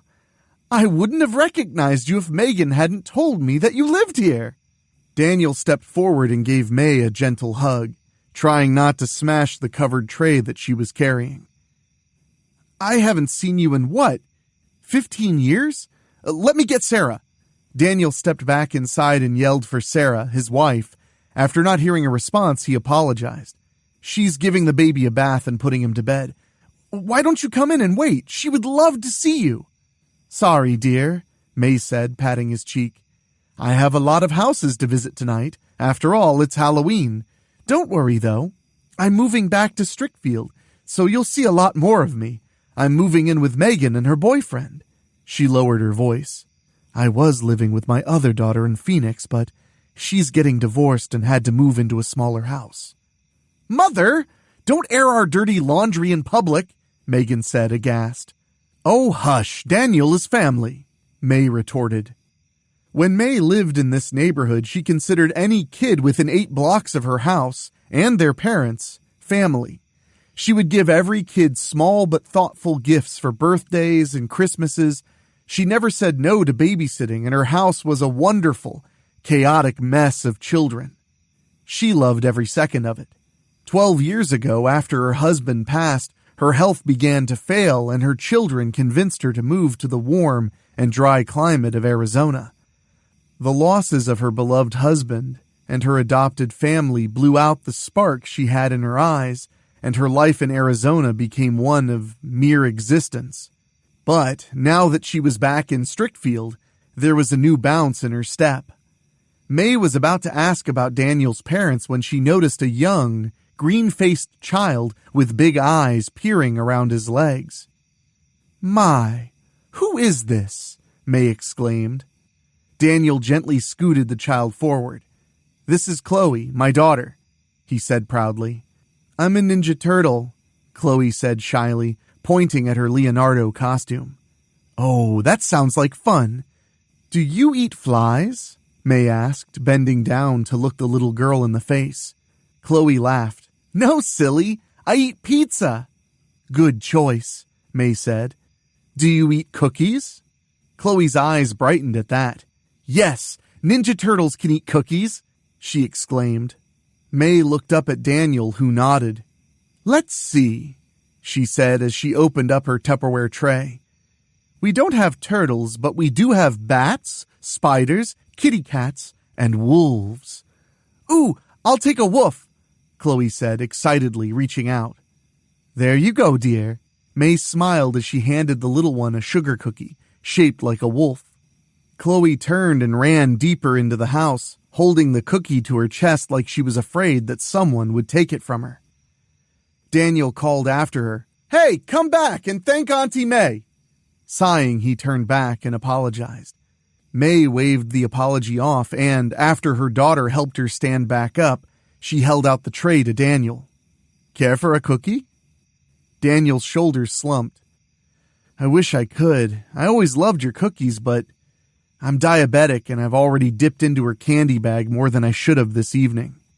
They stood there for a few minutes more and exchanged their goodbyes, ending with May promising to stop by on Saturday to meet the rest of the family. As the women turned to walk away, Megan realized that she hadn't seen her mother this happy since before her father died. Chloe played with her Teenage Mutant Ninja Turtle action figures, acting out scenarios where they saved April O'Neil from a rampaging wolf in the form of May's sugar cookie. When this became boring, she had Leonardo cut the head off the wolf cookie, ending the threat. She celebrated by eating the cookie head first, savoring each bite. Chloe put her figures away, grabbing her coloring books, and began to carefully draw within the lines. After a few minutes, she started to sweat, and a feeling of intense fear began washing over her. She started to yell out for her father, but something, a feeling of apprehension, held her back. A figure passed her open door, causing Chloe to shrink back in terror. The creature looked like a monster, one of the wolfmen from the scary movies that her parents didn't let her watch, but she did anyway. She heard the front door open. Snarls and howls floated down the hall, ending when the front door was shut. She sat there on her bed, paralyzed until the creature walked by again, pausing in her doorway. It stared at her, its lips curled back in rage, spittle spraying from its mouth as it glowered at her. Chloe broke her stillness as she screamed and rolled off the bed. Grabbing the plastic katana from her costume, she dove under the bed. She waited, trembling with fear, until the wolfman, on his knees, pulled the blanket aside and peered at her, his long teeth glinting in the lamplight. Chloe screamed again and thrust the sword forward, catching the monster in the face. It pulled back and let out a horrific howl as she scuttled out the other side and ran out of the room. "My God, it's so good to see you, Aunt May," Christine said, giving the old woman another hug. "Same here, my dear. It's so good to be back. I've been gone for way too long," May replied. Christine waved her daughter over and presented her to May. "This is Dee. She would have been 2 or 3 the last time you saw her." "My, she's grown into such a lovely girl," May exclaimed. Christine looked down at her daughter and pointed at May. "Dee, this is Auntie May. She was everyone's favorite neighbor when we were growing up." Dee looked at May and in a flat, bored tone said, "Hi." She looked back at her mom and asked, "Can I go to my room and listen to music?" Christine sighed. "Fine, go." Dee began to walk away when May spoke. "Oh, I almost forgot. Do you want a Halloween cookie?" She held out the tray to the girl. Dee hesitated and nodded, grabbing a cookie shaped like a spider before walking off. "I'm sorry. You know how teenagers are," Christine said, apologetic. "Oh dear, no need to tell me," May responded, pointedly looking at Megan. "Nonsense, I was an angel," Megan said, playfully smacking her mother on the shoulder. Dee flopped on the bed, grabbing her phone out of her back pocket and putting in her earbuds. She absently ate the cookie as she scrolled through Instagram posts and listened to music. After a few minutes, she began to feel strange, like someone was watching her. The hair on the back of her neck was standing up. She removed the earbuds and heard screeching and scratching coming from the other room. She slowly rose from the bed and made her way into the hall. "Scott is working second shift at Mirren Automotive. He'll be sorry he missed you. Let's all get together and have dinner some night at Denoyer's Grill," Christine said. Noticing the look on May's face, she said, "Sorry, I forgot you have an issue with that place. Mom is slowly getting over it now that she's not able to cook as much as she used to," Megan said. May couldn't contain herself. I don't think you can call something homemade if it's being cooked in the back of a kitchen of a diner. Besides, I still say that they stole my recipe for country fried chicken gravy, May huffed. Dee snuck down the hall, the clicking and scraping getting louder with every step. She stopped at the doorway to the living room and peered around the corner. She quickly pulled back, stifling a scream. Fighting the panic that threatened to immobilize her, she looked around the corner again. Standing where her mother had been was a humanoid creature with the head of a spider. In addition to the 2 legs the creature was standing on, there were 6 thin, spider-like legs sticking out of its back. The legs absently tapped and scraped along the open front door and the walls surrounding it. 2 other spider creatures stood on the porch, and all 3 were emitting high-pitched noises. Dee slowly backed down the hall, her heart racing as she tried to clear her head. She thought, what would Dad do? Then she remembered the shotgun. Every year on his birthday, he took her to the sportsman club to shoot skeet, so she knew how to use a shotgun, and she knew where he kept it. Decision made. She turned and ran toward her parents' room. Daniel looked at his eye in the mirror. It was swelling shut and he couldn't see anything out of it. His wife Sarah walked into the room and put her arm around him. "How's your eye?" she asked. "Not good. I'll probably have to go to the ER, Daniel said. "Chloe's not in her room," Sarah said. "I wonder what got into her." "I have no idea. I was asking her if she liked the cookie when she freaked out and hid under the bed. When I checked on her, she jabbed me with that damn sword," Daniel said, wincing with pain as he dabbed a damp washcloth around his eye, cleaning up some of the fresh blood seeping from it. "I'll keep looking for her. Hopefully she didn't leave the house," his wife said. "She was scared to death. Poor thing. As soon as we find her and calm her down, I'll head to the hospital," Daniel said. "No, I don't want you driving. We should call an ambulance," Sarah said. Daniel was about to protest when he heard light footsteps running down the hall. Chloe stormed into the room wearing the full Leonardo costume and brandishing a large butcher's knife. She began swinging it wildly with almost superhuman strength, plunging it first into her father and then into her mother, over and over again. A few minutes later, Chloe stood over the remains of the 2 wolf monsters. She was wiping blood from her face when she heard the high-pitched howling coming from the baby's room. She gripped the knife with determination and turned, walking out of the bathroom.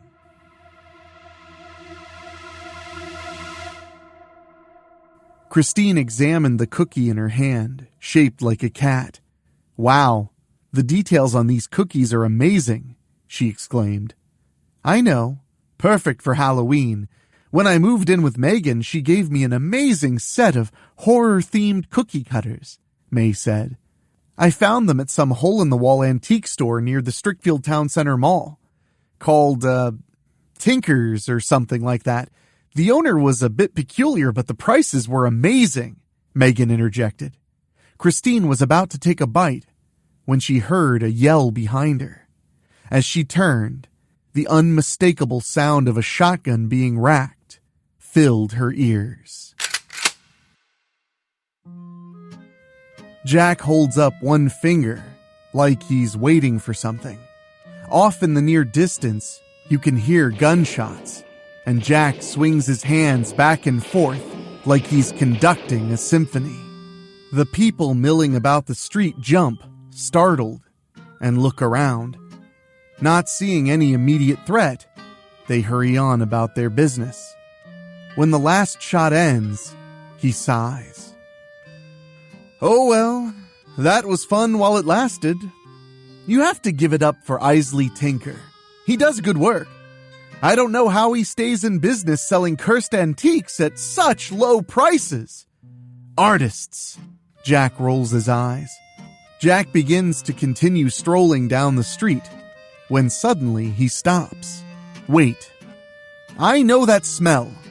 The sickly, sweet scent of decay, Jack said, breathing deeply.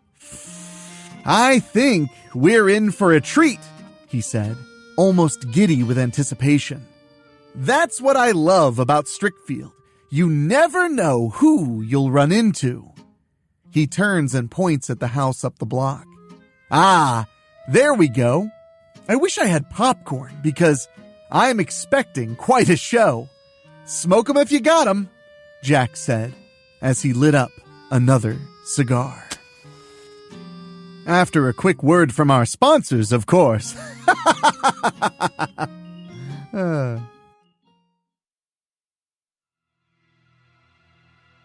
Beggar's Night Massacre by Rob Fields. As I walked down Park Avenue with my plastic pumpkin basket and my drink bottle, I got to thinking more about how the village of Strickfield made trick-or-treating a full week instead of just one night.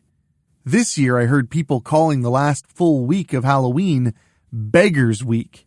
I think I can see why the people here call it that. By definition, Beggar's Night is when trick-or-treating falls on any other night but Halloween. But now there are 6 additional nights of trick-or-treating prior to Halloween right here in this village, meaning the first 6 nights are technically Beggar's Nights. I take a quick drink of the red liquid from my bottle and see the porch light of my next house. I walk up to the door of 19 Park Avenue and ring the bell. I can hear Bobby Pickett's Monster Mash playing inside. The door opens, making the music louder. And that's when I see her. Megan Harris? I ask. Megan's dressed like a sexy vampire. I am also dressed as a vampire, only I look more like Dracula. Megan opens the screen door. I think you're too old to be trick-or-treating, Richie, she says, holding the large bowl of candy in her arm. I smirk. Not in Strickfield. Anybody can trick-or-treat here. No judgments or age discrimination. Never has been. Anyway, where you been hiding? People at Strickfield High have been saying you disappeared 2 years ago. Megan smiles a little. I'm here now. Just then, this beefy guy comes and stands at the door with her. I don't care what Strickfield law says about trick-or-treating. You're too old, dweeb. Then he grins. Yeah, maybe you're in your second childhood. He scowls now. Get lost, fuckstick. But I ignore him. You know, I've been looking everywhere for you too, Megan. Then the guy, whom I recognize as Mike Stanley, opens the door and steps out onto the porch. You deaf nerd? Beat it, or I am gonna beat your ass. Mike, just stop, Megan snaps. This is my house. Just like that, the buffoon listens to her and backs off. And I know he'd like nothing better than to lay into me. Megan turns back. Hey, since you're here, I'm inviting you to my party. Come on in.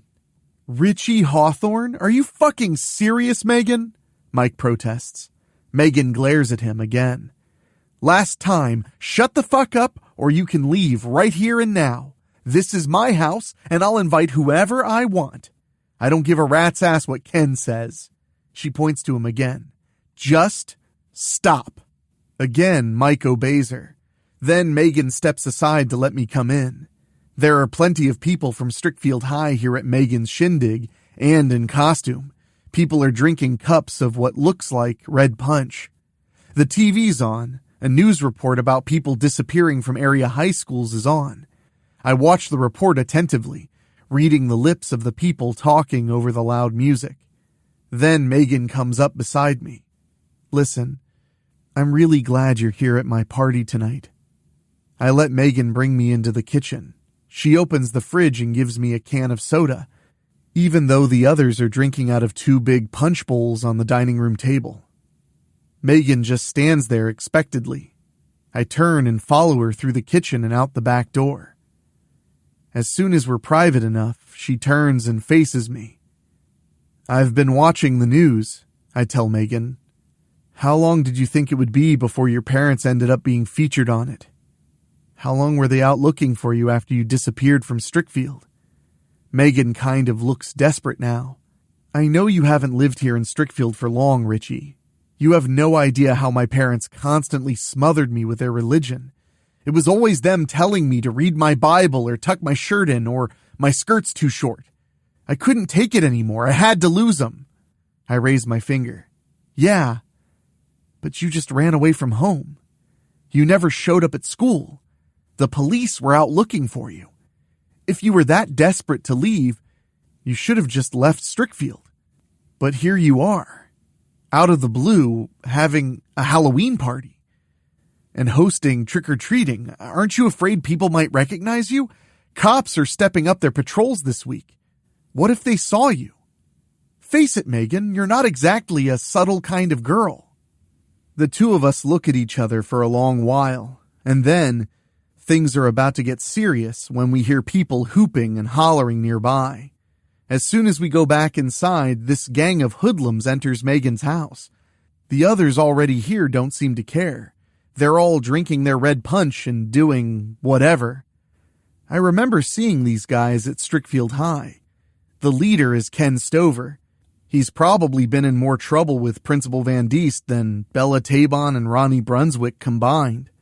Suddenly, Ken pulls Megan to him and locks her in a hungry kiss. Megan wraps her leg around him and kisses him back. When they finish, he shoves her away. Then he goes and smashes the sound system to kill the music. Now everyone's looking right at him. Look at you fuckers having a Halloween party.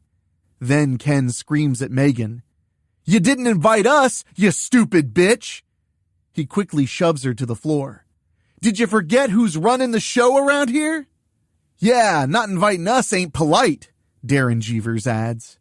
We ought to just give Megan to the cops and tell them she's back, Bart Parker suggests. Then Gerald Atkins points right at me. Who's this fuck? He ain't one of us. Ken comes right at me. I know nobody invited you to our group. Know why? 'Cause ain't nobody part of this group without me saying so. I invited him, Megan snaps, standing up. Ken points right behind him at her. And I'm uninviting him. He points at me now. Get the fuck out of here, you panty waste. But Megan isn't done yet. We all know the master's coming. What if he decides Richie might be a worthy offering? You never disappoint the master. I can tell Ken still wants me gone. He backs off, however, and pats my shoulder. Enjoy yourself, fuckface. Suddenly, the doorbell rings. The gang answers the door to see two pizza delivery guys standing there with a bunch of pies. Delivery for 19 Park Avenue? One of them stammers. Ken opens the screen door and yanks them both inside. The pizza boxes spin or drop to the floor. Then I see the entire gang shudder before they charge. Their hands become claws. Their faces get even uglier than they already were. And then, the others here are transforming. Ken tells everybody, Pizza's here! Help yourselves! The pizza guys scream in total terror as they leap to their feet and try running.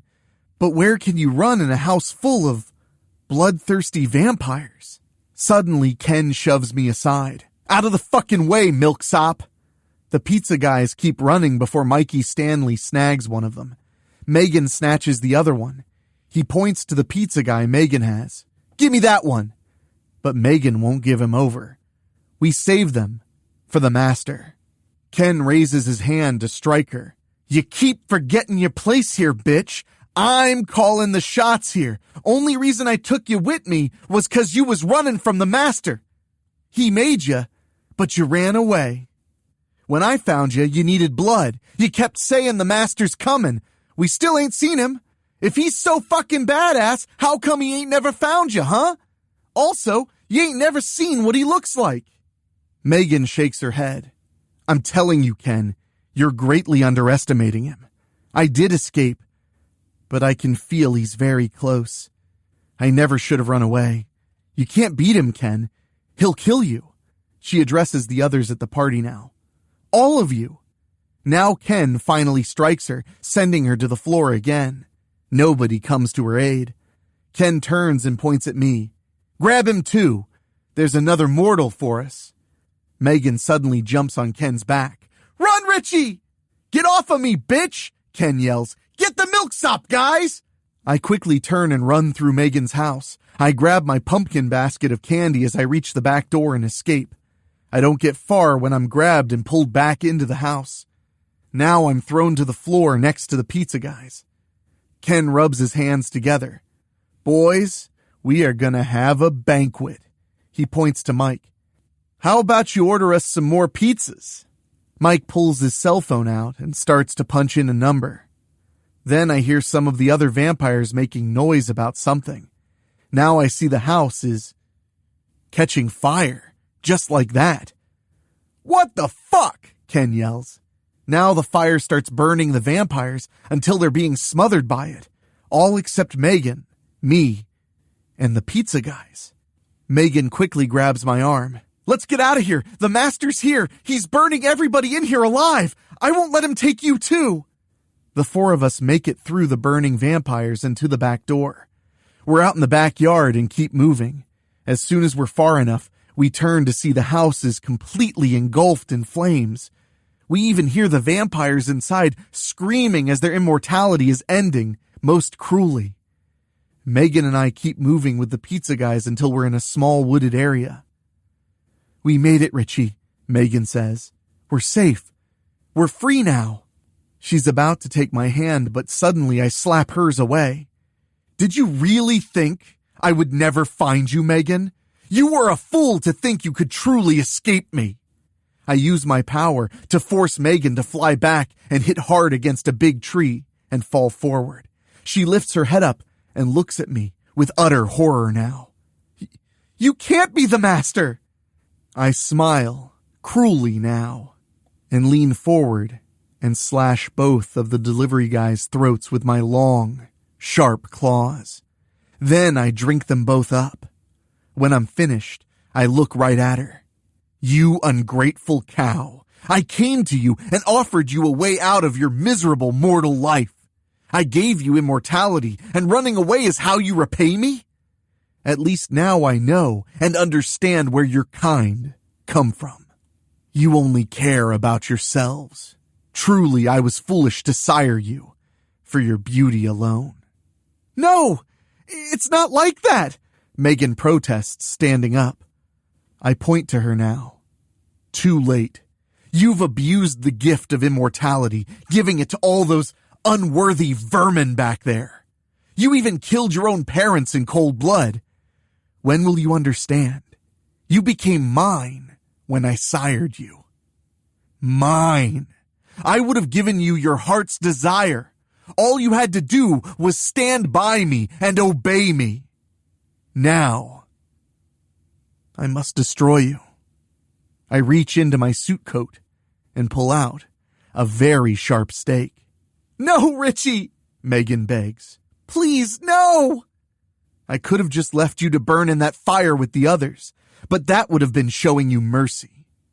You need to suffer for your betrayal and your treachery. I kick Megan to the ground and get on top of her. Megan screams as I raise the stake and end her. Once she's nothing but ash, I stand up and retrieve my plastic pumpkin basket.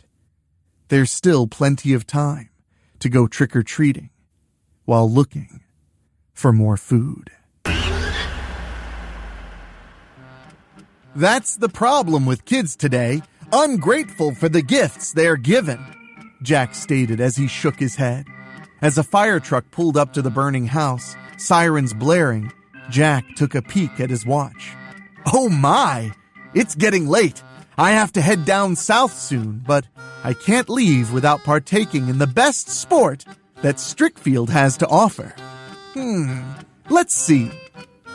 Jack opened up his jacket to show a row of knives attached to the inner lining.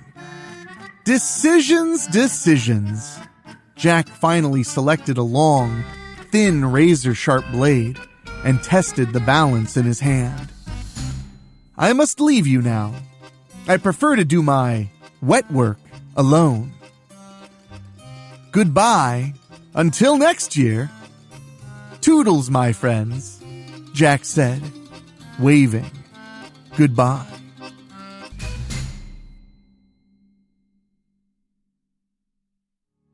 The Portal by Rob Fields. Carter Cross is standing outside my bedroom. You ready, Madeline? 1 sec, I tell him. He comes in and watches me finish a really tough level on Donkey Kong. It's an old school video game that Nintendo released many years ago. I'm playing an actual arcade cabinet Dad picked up for me a few years ago. It was all beat up and scratched, but I restored it and gave it new life. Yes! I cry when I finish the level. Since I know Carter and me gotta get going, I turn off the cabinet. After putting on my ball cap with a familiar horror hockey mask, I tell Carter, I'm ready. You always get your geek on with our horror-thons, Madeline, he tells me. He's right. In addition to my ball cap, I'm also wearing a Freddy Krueger t-shirt. I finished my outfit with jeans and sneakers. Who dresses you anyway? Carter jokes. Mom, I say without hesitation. She's picked up a lot of horror clothes for me. By the way, nice shirt yourself. Carter's wearing a Michael Myers t-shirt. Guess I don't want to feel left out. Nah, I'd never let you feel left out, buddy. Carter and I leave my room and head downstairs. Dad ain't home at the moment, but Mom's working on some artwork she was commissioned for. She takes the time to look up at us. I've heard people say she looks a lot like Violet from Friday the 13th Part 5. I'm so jealous of you kids, Mom exclaims. Then she groans. If I didn't have 2 projects needing finished by Monday, I'd totally go with you both. Yeah, little known fact, Mom, Carter, and me have done horror-thons together.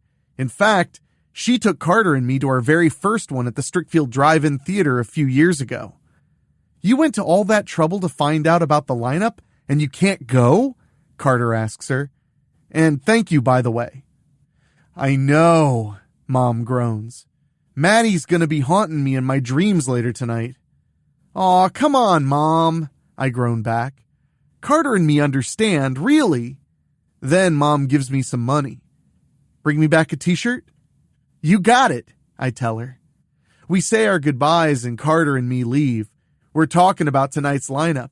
Carter's really excited about seeing the director's cut of Veranda, Queen of the Night.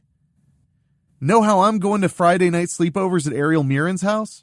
Carter usually catches Veranda on Friday nights on Channel 61. Anyway, I think Veranda's his favorite movie monster. It ain't long before we're coming into downtown Strickfield. Thanks again for all the tutoring you've been giving me for Miss Ridolfi's class, Carter says. I just aced her test today, so I got no worries about doing the horror-thon. Glad I could help, pal. Now we're gonna watch 12 hours of horror movies, scarf lots of junk food, and drink lots of caffeine. Believe me, I'm ready, Carter promises. Me too. Then Carter bumps my arm. Uh-oh. Don't look now, Madeline. Of course, I end up looking. Ariel Mirren, Mona Abels, and Bailey Downs are crossing the street to come and meet us. And you know they're going to be picking on me. Aw, man. Sorry, princess. I don't have any pop for you, Carter tells Ariel. Then he points past her. Maybe you can use King Daddy's royal credit card to buy a great big one at the horror-thon. Ariel glares at him. You just keep it up, Carter Cross. Then she shoves him. And you owe me for getting me detention today. Carter grins at her. Ooh, I'm so scared, princess. Then he glances at Mona and Bailey. You gonna sick your royal handmaidens there on me? Mona gives him a mean look, but Bailey snickers. She don't even hide it when Ariel growls at her. Then Ariel looks back at Carter and growls at him. Carter shrugs. Anyway, not my fault, princess. You were the one who started hitting me when I wouldn't bow down to you. Actually, Ariel wanted his bottle of soda and he wouldn't give it to her. Naturally, Ariel's gonna make a scene. Principal Benjamin Van Diest caught her and slapped her with a detention. Boy, if Ariel's looks could kill. Then she points right at me. And you are supposed to be coming over to my slumber party tonight. Or did you forget what day it is? I shake my head quickly. Sorry, Ariel. You know Carter and me always go to our horror-thons, even if they fall on a Friday night. Any other time I'd be coming to your slumber parties, but tonight ain't happening, I smirk. Unless you three want to join us tonight. Yeah, Ariel's mad at me too.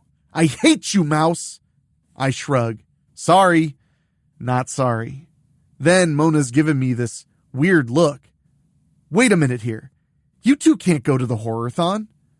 Oh, that's right, Bailey agrees.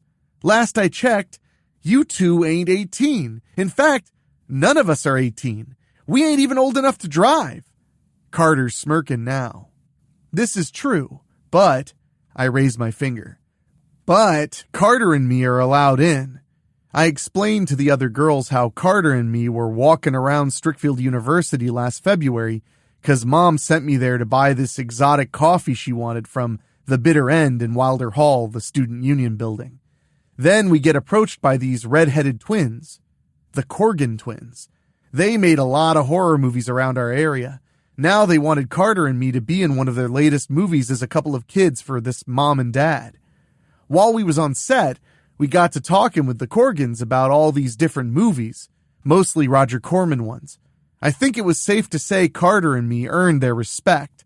We also found out they're big with the university's film society, and they put on a lot of events in our village. They're the ones who are putting on tonight's horror-thon. Jesse and Jenny gave Carter and me both passes to be able to get in all the events we want. Yeah, they know we're both underage technically, but all we gotta do is show our passes, and we get in. No questions asked. But then we get another surprise. These three giving you problems again, Maddie?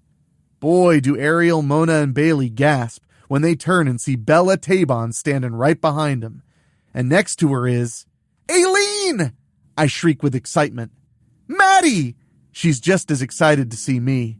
The two of us quickly hug. Looking at us, you'd swear we were twin sisters instead of cousins. I mean it. We look exactly alike. Same height, we're very skinny, same brown hair, same mousy voices, same faces, same last names, and even the same Velma Dinkley-looking glasses. Standing together, there's only one way to tell us apart. Aileen's got brown eyes, and I got blue ones. You and Bells are doing the horror-thon too? I shrieked. Einie here practically handcuffed me and dragged me along with her, Bells mutters. Then she gets serious.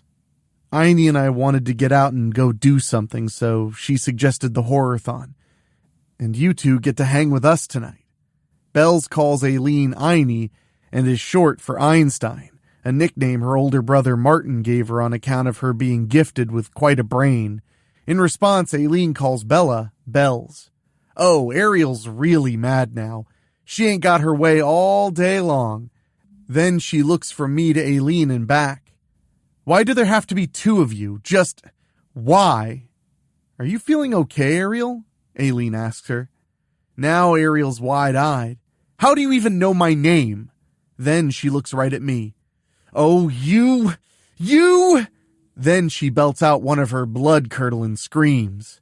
Aileen and I just look at each other now. Bells is giving us her own funny looks. Carter just shrugs. When Ariel stops screaming, Bells starts patting her on her head. There, you want some cookies? Ariel puts her finger right in Bells' face. You listen to me, you... Ugh! Turns out Bells really does have Halloween cookies. Guess she brought them to sneak into the horror-thon. Anyway, Bells ends up giving them all to Ariel, Mona, and Bailey.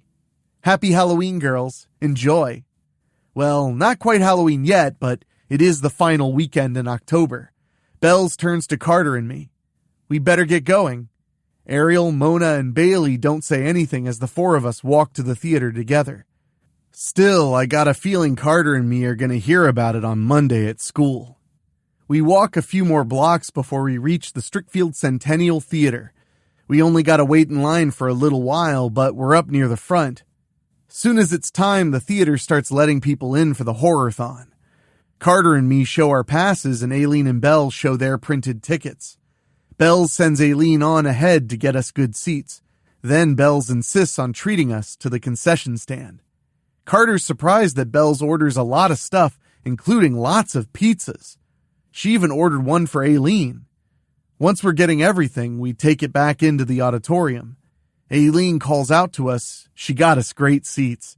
Before long, the Corgan twins are up in the front of the screen to kick off the horror-thon. They do announce one change to the lineup, to the secret midnight screening. Now, I told Carter that the director's cut of Veranda Queen of the Night was going to be the secret midnight screening. Carter's looking kinda bummed out, at least until the twins say it's replacing the Spanish version of Dracula because they weren't able to get the print in time. The biggest thing about the horror-thons the Corgan twins present is that every single movie is shown on real film. The Corgan twins say that a secret new film will be screening at midnight. There would be giveaways during intermissions and some short films playing. They thank everybody for being here and supporting both horror movies and Halloween. Then they tell everybody to have a great time. The lights dim and the first feature starts. We're all cheering when Veranda Queen of the Night kicks off the horror-thon. Man, you should have seen how happy Carter was. Carter even quietly tells us what's different about the director's cut scenes. But that ain't all Carter's getting when it comes to Veranda. After the movie's over, the Corgan twins spring a huge surprise. Vicky Valentine, who plays Veranda, is here in person. Aw man, Carter practically faints. But we're there with him when he finally meets Vicky Valentine in the flesh and gets her autograph. He also gets Aileen and me to pose for a pic with him and Vicky, which Bella takes. Bells does get an autograph, but doesn't pose for a pic. Ah, that's right, she can't. Vampires don't cast a reflection, which means she won't show up on pics. You okay, buddy? I ask Carter as we're taking our seats again. I can't believe I finally met Veranda, Carter gushes. I think I'm in love. Don't be letting Ariel hear you say that, I tease. Carter suddenly turns to me. Why, you little... When I laugh, he playfully pulls me into a headlock and rubs his knuckles on my noggin. Then he lets me go.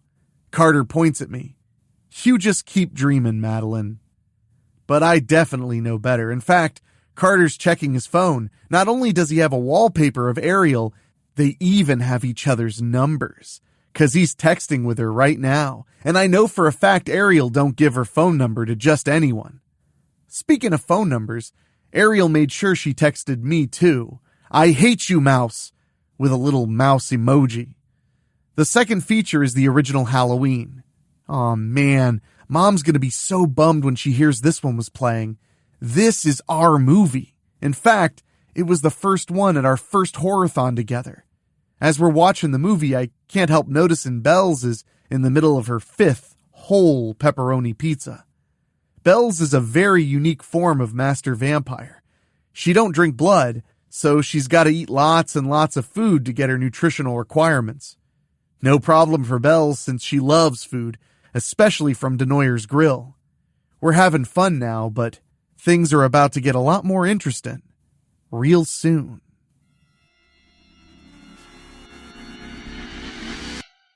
Another intermission comes. Then the Corgan twins appear and do a couple of giveaways. I even remember to buy Mom her Horror-thon t-shirt. When I get back, they're starting to announce the secret midnight screening. It's a new film that's supposed to be called The Portal. Ain't none of us ever heard of it. The Corgan twins say they attended a secret screening of it and that it was really good, so they had to secure it for the Horror-thon. Soon as they walk out, the lights dim and the movie starts. The Portal ends up being about this group of teenage kids, like high schoolers. They end up running from this gang who was chasing them down. Before long, they take refuge in a cemetery and break into a crypt to hide. They lose the gang, but they get real tired and fall asleep in the crypt. Next morning, things get weird when they walk around in the town they live in. Everybody's giving the kids weird looks. Turns out everybody in the town is all vampires. The kids are on the run now. Along the way, some of them either fall for the vampires or become vampires themselves. Long story short, they learn they're in a parallel universe where everybody on this earth is a vampire. In the end, the kids never return to their universe again, and the last ones got to fake being a vampire to hide in plain sight with them. Suddenly, I gasp and open my eyes. I look and see Carter, Bells, and Aileen are still in the theater with me.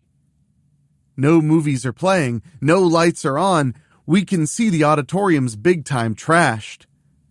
Did we fall asleep and miss the rest of the horathon? Aileen asks. I don't recall falling asleep, I say. Yeah, me either, Carter mutters, shaking his head. Aileen looks at Bells. I know you couldn't have fallen asleep. You never sleep. Bells stands up. Okay, I think it's safe to say something ain't right here. For one thing, where are all the pizza boxes? What, you're still hungry, Bella? Carter asks in surprise. No, don't you get it, Carter? We never got up to throw anything away. If we did fall asleep, then those boxes should still be right here. We're all quiet for a bit. Then I say, we might as well head outside and see what's up. Let's go, Bells agrees. The four of us leave the auditorium. Even the lobby's a mess. Not only that, nobody's manning the concession stand. Then we walk outside. Where is everybody? Aileen asks. Church? I pipe up. Bells looks my way. On a Saturday morning?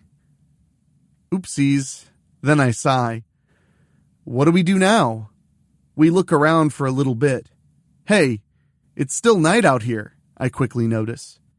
That or there are storm clouds up there, Aileen says. I look at my smartwatch. Huh, what gives? I got blanks where the time ought to be. We look at our smartphones and get the same results. Maybe something happened and the theater got cleared out, I suggest. And they just left us sitting in there, Carter mutters. I shrug. Just trying to make sense out of all this, buddy. Maybe we should see what's going on at home, Aileen throws out. We talk about it and decide to do just that. The computers should be working, Aileen says. Message us as soon as you get home, Maddie. You too, Carter. Carter nods. Then we split up. Carter and me walk until we're back in our neighborhood. So far, nothing out of the ordinary, but... Where is everybody, Madeline? Carter asks. We ain't seen a single person since we left the theater. Then I tap his shoulder. Looks like familiar faces. We both look to see Ariel, Mona, and Bailey across the street. When I wave at them, they just stop and look at us in this weird way. Now Ariel motions for Mona and Bailey to come with her. They cross the street and approach us. When they get close enough, they all gasp. Ariel! Mona cries happily. I know. Ariel groans, seemingly with relief, and shows us a huge smile. Food. Huh? I utter. What you mean, food? Before Carter can say anything, all three girls open their mouths. Are you seeing this, Madeline? Carter stammers. Yeah, you know I'm seeing it, but... Run! Carter and me turn away from him and run fast. Foolish mortals! Ariel calls out. When will you learn? Suddenly, Ariel appears right in front of me. She puts her hand on my neck and lifts me off the sidewalk. I'm trying to get down, but she's got me up here good. Ariel's hands are so cold. And how'd she get so strong? Next thing I know, Ariel brings me down and pins me up against a tree. I shriek when I see how red Ariel's eyes are now. Her fangs are glistening and sharp. Then I see how pale her skin is. Usually Ariel's got some of her summer tan left over during October. Help! Carter yells. I look over Ariel's shoulder and see Bailey and Mona have Carter on the ground. You two can have Carter, Ariel tells him. I'm going to dine on a delicious little mousie. I'm just so glad we have food again, Bailey squeals. Shall we, Mona? We shall, Mona murmurs. You're going to taste so good, Carter, even better than Denoyer's Grill's cheeseburgers.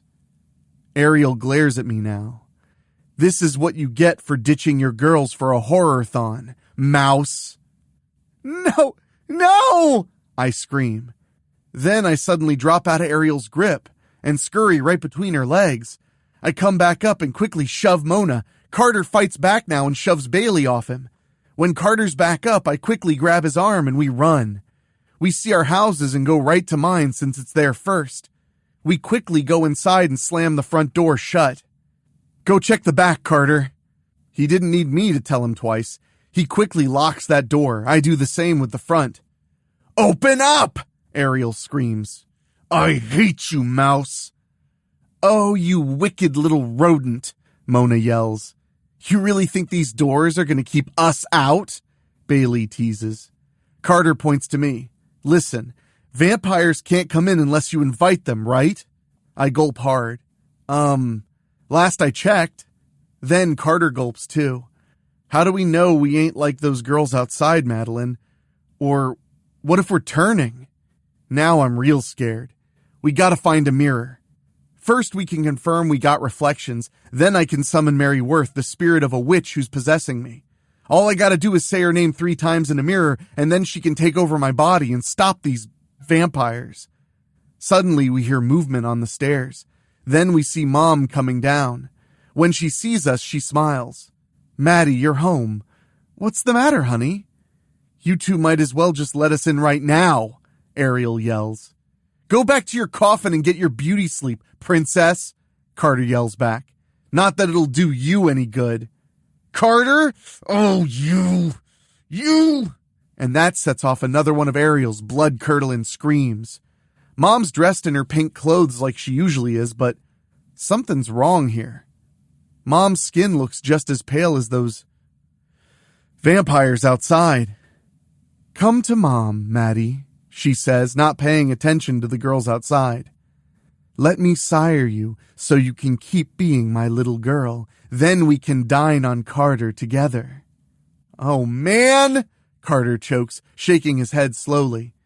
Not you too, Mrs. Donnerly. We both scream when Mom shows us her fangs. Then she raises her hands, which are claws now. Carter and me are backing up when she's moving closer. Aw, why are you like this, Mom? I stammer. I'm now seeing things more. No mirrors anywhere, and all the windows are painted black. You don't get it, Maddie, Mom growls and holds her tummy. There's no more food. One day many of us woke up to find we were vampires. We claimed many of the mortals that didn't turn. What few were left managed to escape and form a resistance. We're so very hungry. The only way we could find food quickly was to open a portal that would allow us to gather mortals from other realities. Carter and me look at each other. Guess that explains how we woke up in the theater all by ourselves, Madeline, Carter says. Then I understand something else. That means you ain't really my mom, and those girls outside ain't really our friends. Suddenly, Ariel bursts right through the front door. Mona and Bailey are coming in right behind her. We gave you and Carter both a chance to be reasonable about this, Mouse, Bailey says. Guess now it's survival of the hungriest, Mona adds, licking her fangs. I know you've always had an eye for me, Carter, Ariel laughs. Now you can know the feeling is entirely mutual. Then Carter acts. He quickly dives for 2 pieces of wood from the broken door and puts them together into a cross. Ariel moves her hands out in front of her and hisses. Then Bailey and Mona do the same. Mom just gets back. You're a genius, Carter, I cry. I quickly pick up 2 pieces of wood and make my own. At first, the vampires don't seem to be afraid of me. Then I figure out why they're afraid of Carter. When you use a crucifix against a vampire, you have to have faith for it to work. Fright Night sure got that one right. Suddenly we hear the back door explode. Aw, man, more vampires breaking in looking to have Carter and me for dinner. Next thing we know, we're both being snatched up. These 2 are mine! I almost cry out Belle's name, but that would have given us away fast. Belle's quickly turns and kicks the huge front window out. Then she takes us out through it. Come back here with our food! Ariel screams. Bells leaps off the porch with both of us. Good thinking with those crosses, she tells us. Wait a minute. You're a vampire too? Carter shrieks. It's okay, Carter. Bells is on our side, I tell him. Then I ask her, how'd you know to come back for us? We'll talk about it as soon as we meet up with Aini. They're turning into bats, Carter quickly tells Bells. Yeah, I expected as much. Hang on, you two. Bells leaps into the air again and eventually ducks into an alley with us when she lands. The bats are soon flying right over us. "You two okay?" Bells asks when she knows it's safe. We both nod quickly. Then Bells nods once. From there, she grabs hold of us again and jumps back up into the air. After a few more jumps, we're at a church. We go inside the wrecked church and find Aileen sitting on top of the altar. She's very happy to see Bells brought us. When we reach Aileen, she quickly holds out a cross. "Touch it, both of you."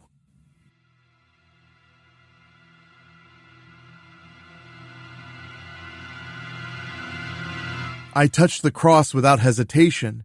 When I don't burn, then Carter touches it. Aileen sighs with relief. "I'm so glad you guys are okay."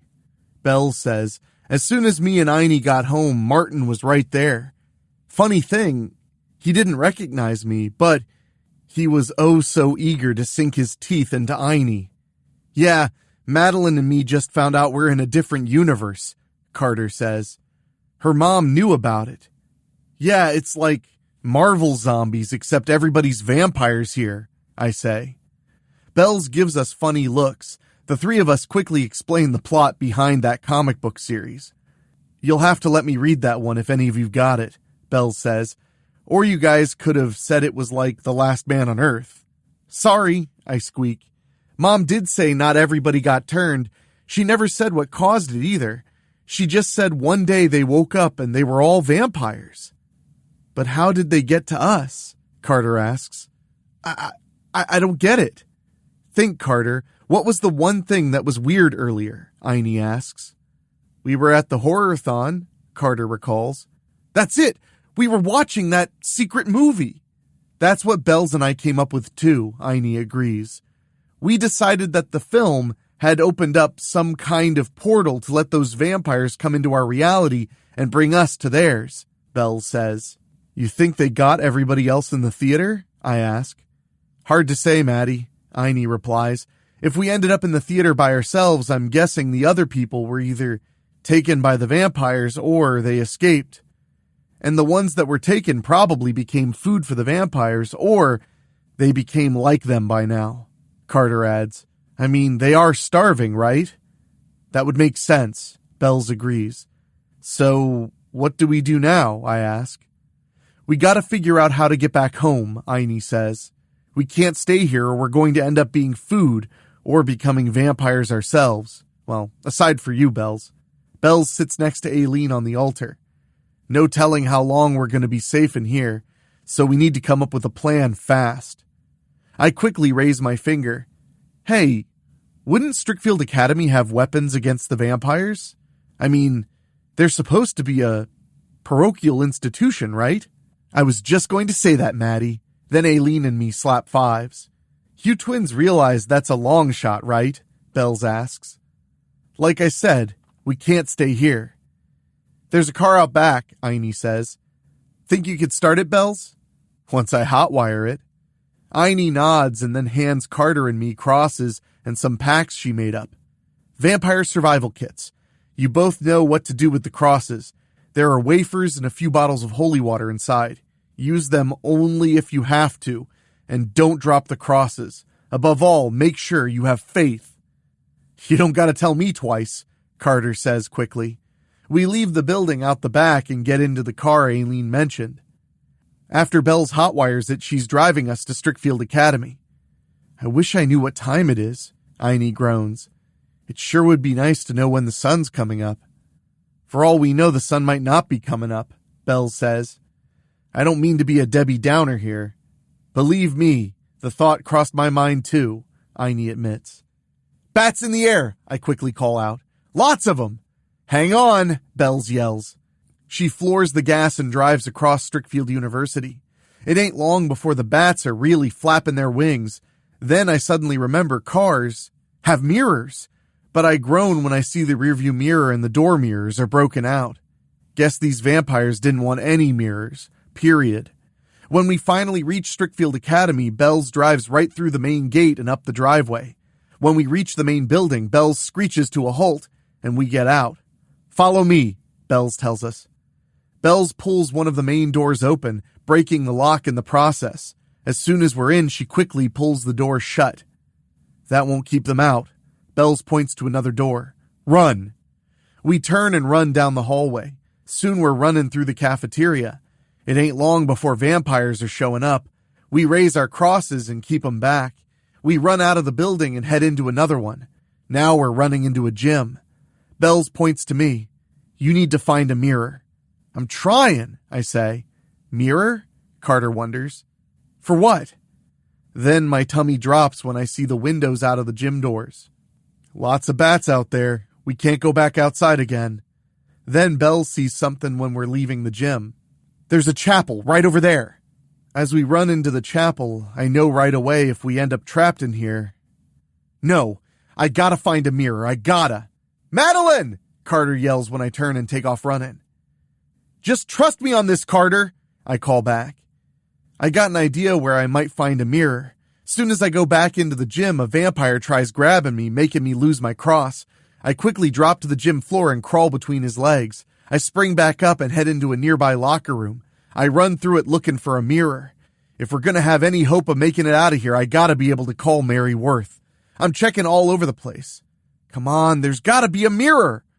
Then I suddenly stop, slipping and falling on my keister when I finally see it. I quickly pull myself up and move to the mirror. It's right then when the vampire grabs me from behind and lifts me off the floor. No! Then I scream and struggle with every bit of fight I've got left in me. When the vampire's struggling to keep a hold of me, I quickly push back and make him fall over a bench in a locker area. I fall over myself and quickly crawl to the mirror. The vampire's quickly on me again, thanks to that warping thing they do.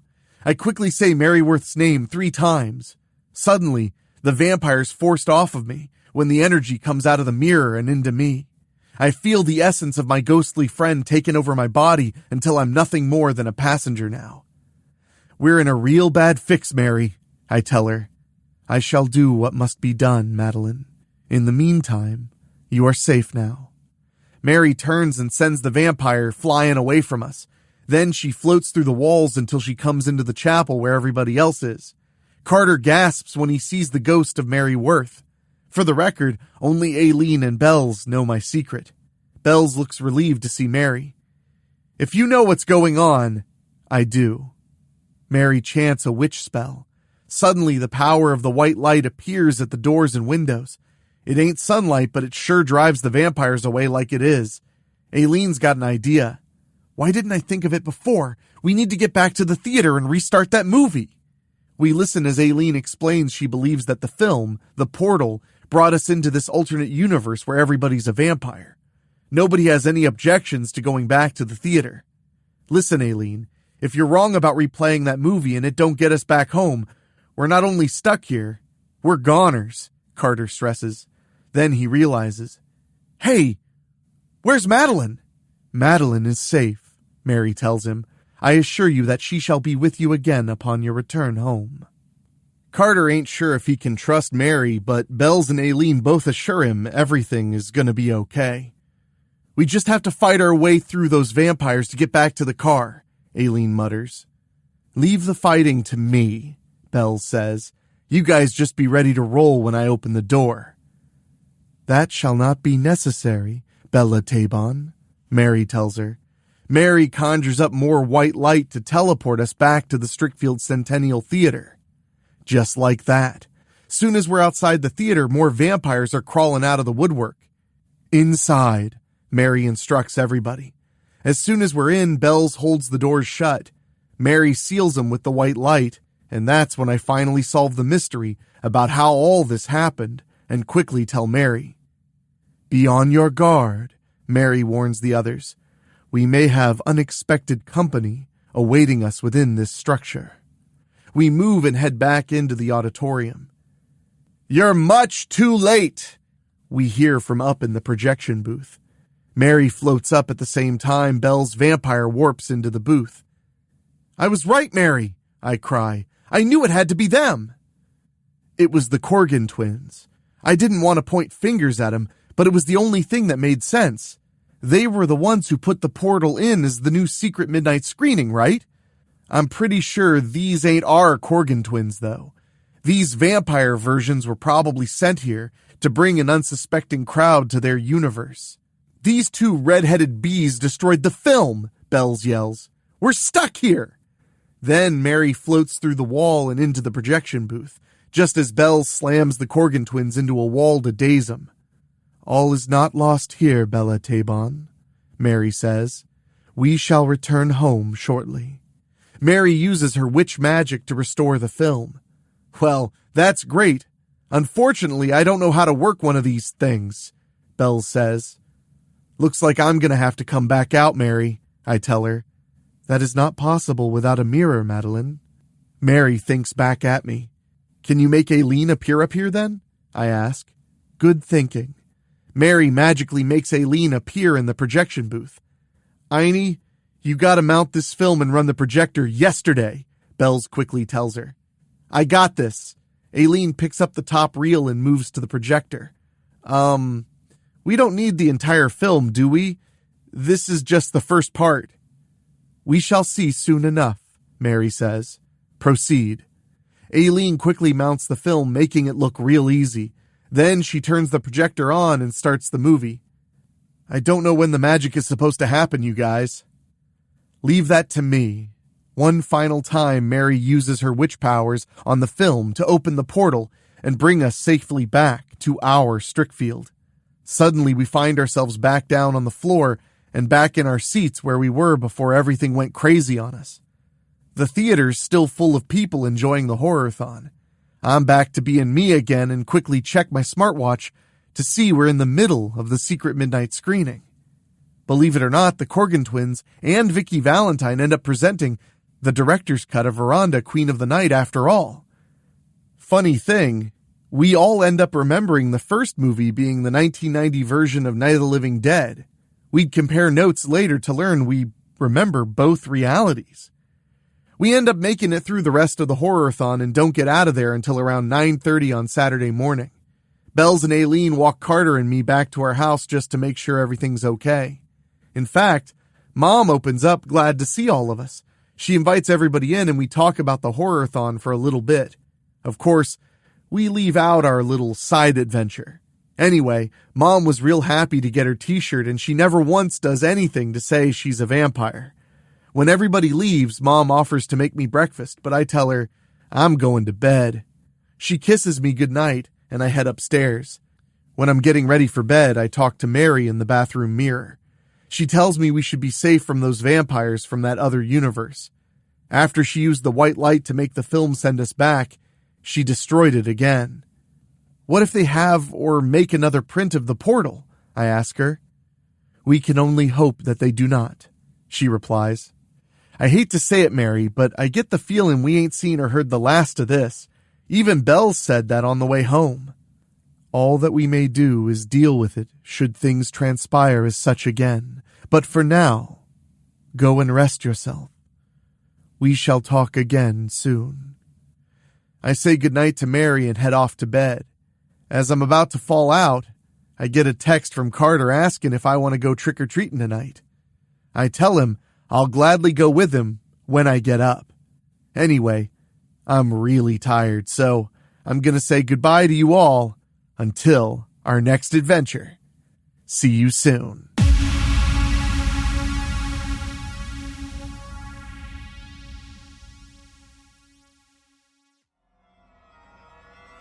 Caroline Quinn, Vampire Hunter, by Mike Ashkewe. Halloween always brings out the weird ones. Can you remember a time when it didn't bring out the weird ones? I can't.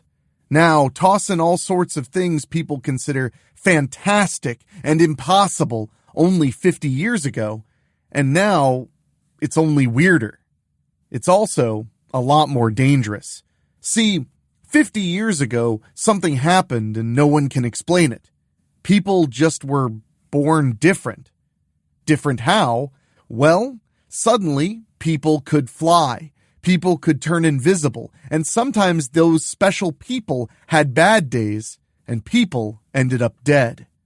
Now, toss in the fact that some things we considered myth and legend were also real. Real-life monsters, vampires, werewolves, shapeshifters, and stuff that would make Stephen King say, "What in the actual fuck?" It's a real shit show, but it's home, and frankly, it's a living. I deal with problems that the usual police or even gifted individuals can't. My name is Caroline Quinn, and I'm something a little different than what you might expect. I'm not a super, and I'm not a cop, but something in between those things. I don't report to anyone per se, but I do draw a paycheck. I'm what's known as a troubleshooter. I am contracted by the government to deal with, quote, issues that require discretion and, most importantly, plausible deniability. See, it's okay to have your local neighborhood asshole in a cape deal with some lunatic who can level a building with a punch, but sometimes you deal with something different. Again, you know how I mentioned that whole creatures of myth and legend? Well, those same things cause trouble, and your average person isn't equipped to deal with the truly paranormal. People can accept superpowers, but you start bringing in the undead and all that shit, well, let's say they don't deal with it well at all. Suddenly, what goes bump in the night is real and makes Freddy Krueger look tame in comparison.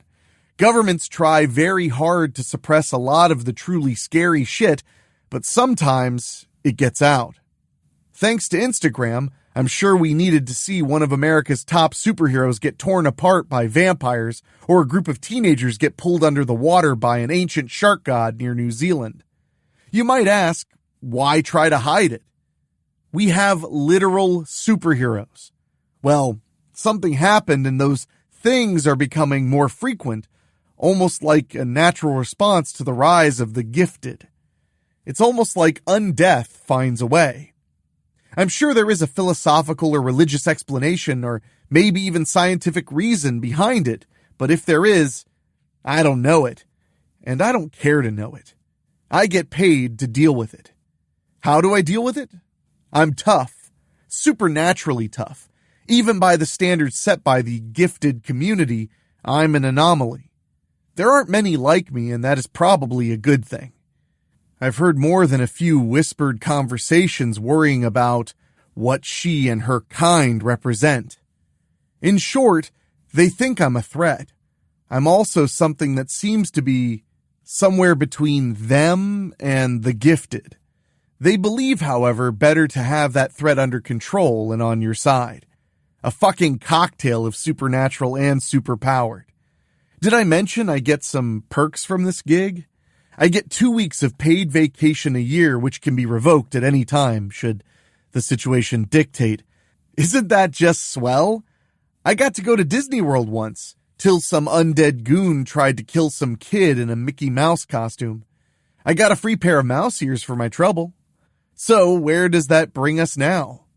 A few days ago, I got a tip that led to a small town in rural upstate New York. Your quiet little sleepy town that has a Denny's, a big box retailer, and people get excited when Starbucks comes to town. The information was compiled by a computer forensic person I knew in the FBI who had an eye for this sort of thing. Her name was Rianne, and she was also my ex-girlfriend. Aren't workplace romances complicated? Still, she and I were good till we weren't. The information dealt with a very strange set of deaths that had occurred over the last few months in the local old age communities. A lot of dead old-timers and not passing away from natural causes either. Normally, this would have just slid under the radar and been filed away under so sad, too bad. But I guess some intern did some blood workup and it got sent to the wrong lab, and that got Rianne's attention. Certainly makes my job easier than having to rely on AI and search algorithms. I still don't trust computers and probably never will. I had to be dragged out of using a flip phone in the last 10 years. I stopped for breakfast before driving into Hope Springs. I traveled in a little camper van, and while it wasn't the most glamorous, it wasn't a half-bad place to sleep and even had a mini refrigerator and solar panels. It wasn't Howard Johnson, but it was home for most of the year. Sitting down and eating an overpriced plate of bacon and eggs, I started to look over the files. Rianne always did me a solid and compiled it into easy-to-understand pieces, and compartmentalization was her specialty. For about 4 months, 20 or so unusual deaths were recorded in the city's coroner's report, and all of them had an unusual marker in the blood work. One of the recently deceased had a busybody of a son who demanded to know what happened to dear old dad and demanded a full autopsy, and evidently had the pull to make it happen despite a coroner who could not have cared less. The son probably wanted some kind of an insurance payout or something equally as heartless. Isn't family great? Sipping at my disgusting black liquid allegedly called coffee, something stood out to me. That unusual marker in the blood work was some kind of thing I'd seen before. Without getting all technical and probably losing your interest, it was a foreign element, and it didn't belong in the body of an 89-year-old man. It was gifted blood and contained trace elements of what has been widely identified as vampiric blood. I stopped eating and kept reading the files over and over again. Over the course of 4 months and 20 bodies, this particular blood pattern occurred over 10 times. Someone or something was preying on the elderly and was using them to feed, but not turning them into more of them. Normally, a vampire would create a little army, and we'd have a small problem on our hands. Some of the more unique gifted heroes like Photonic or Ultraviolet would be asked to help. However, recently, after almost dying themselves, they were reluctant or flat out refused to assist. Usually superior firepower with silver and UV grenades would do the job, but you could always count on one of the slippery undead fucks getting away like some kind of Houdini and Dracula combined. This one was greedy and didn't want to share eating with the old folks. This one also was different and maybe was working with a gifted person to incapacitate the geezers or something else entirely.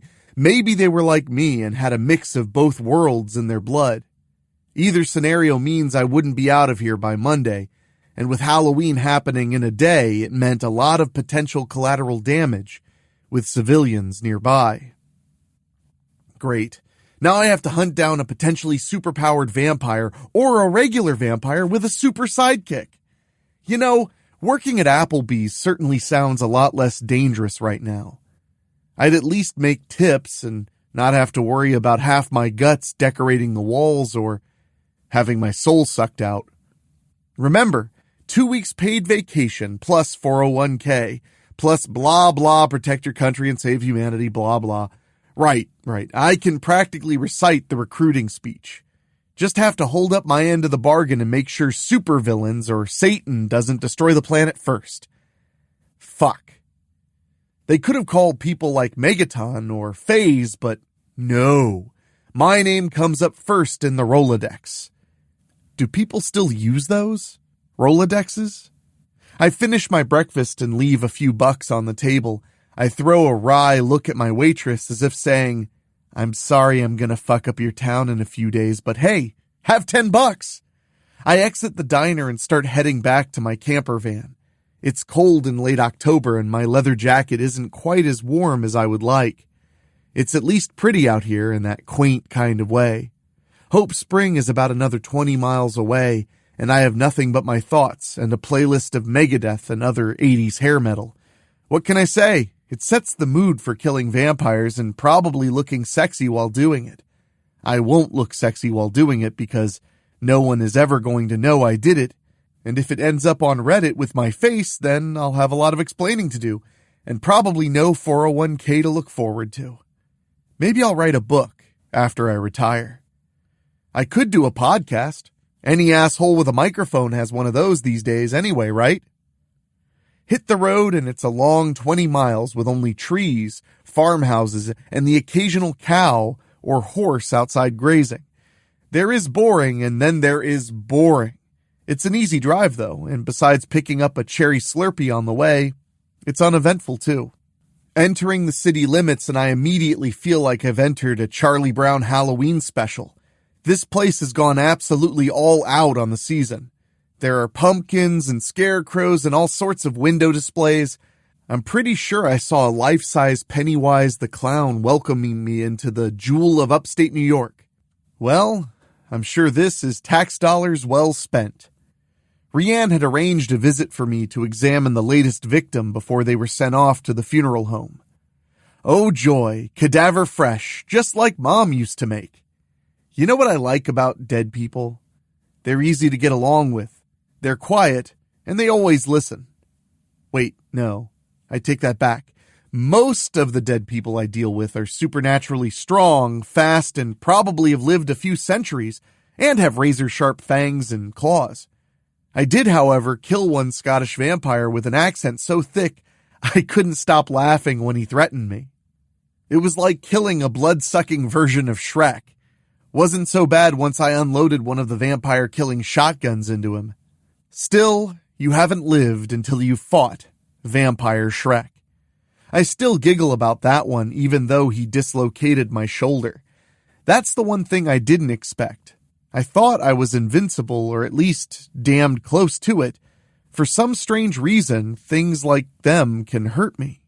Anything unnatural, not human. I've been put in the hospital a few times and even had a few close calls I don't like to remember. It's likely the only thing that puts me in the ground. I'd still not want to take one of the phase's energy discharges to the face just to be sure. I'm too damn pretty to die like that. Driving around town, and it's like I was in a weird cross between Halloween Town and the wet dream of a Spirit Halloween executive. I eventually found the coroner's office tucked away near a cute little Dutch bakery and a Mennonite furniture store. Pulled up the van to the building's parking lot and grabbed my gear bag and my federal ID and my shoulder holster for my sidearm. I had the absolute worst hair day when they took that photo, too. They didn't seem too thrilled when I wanted to give finger guns either. No one has a sense of humor these days.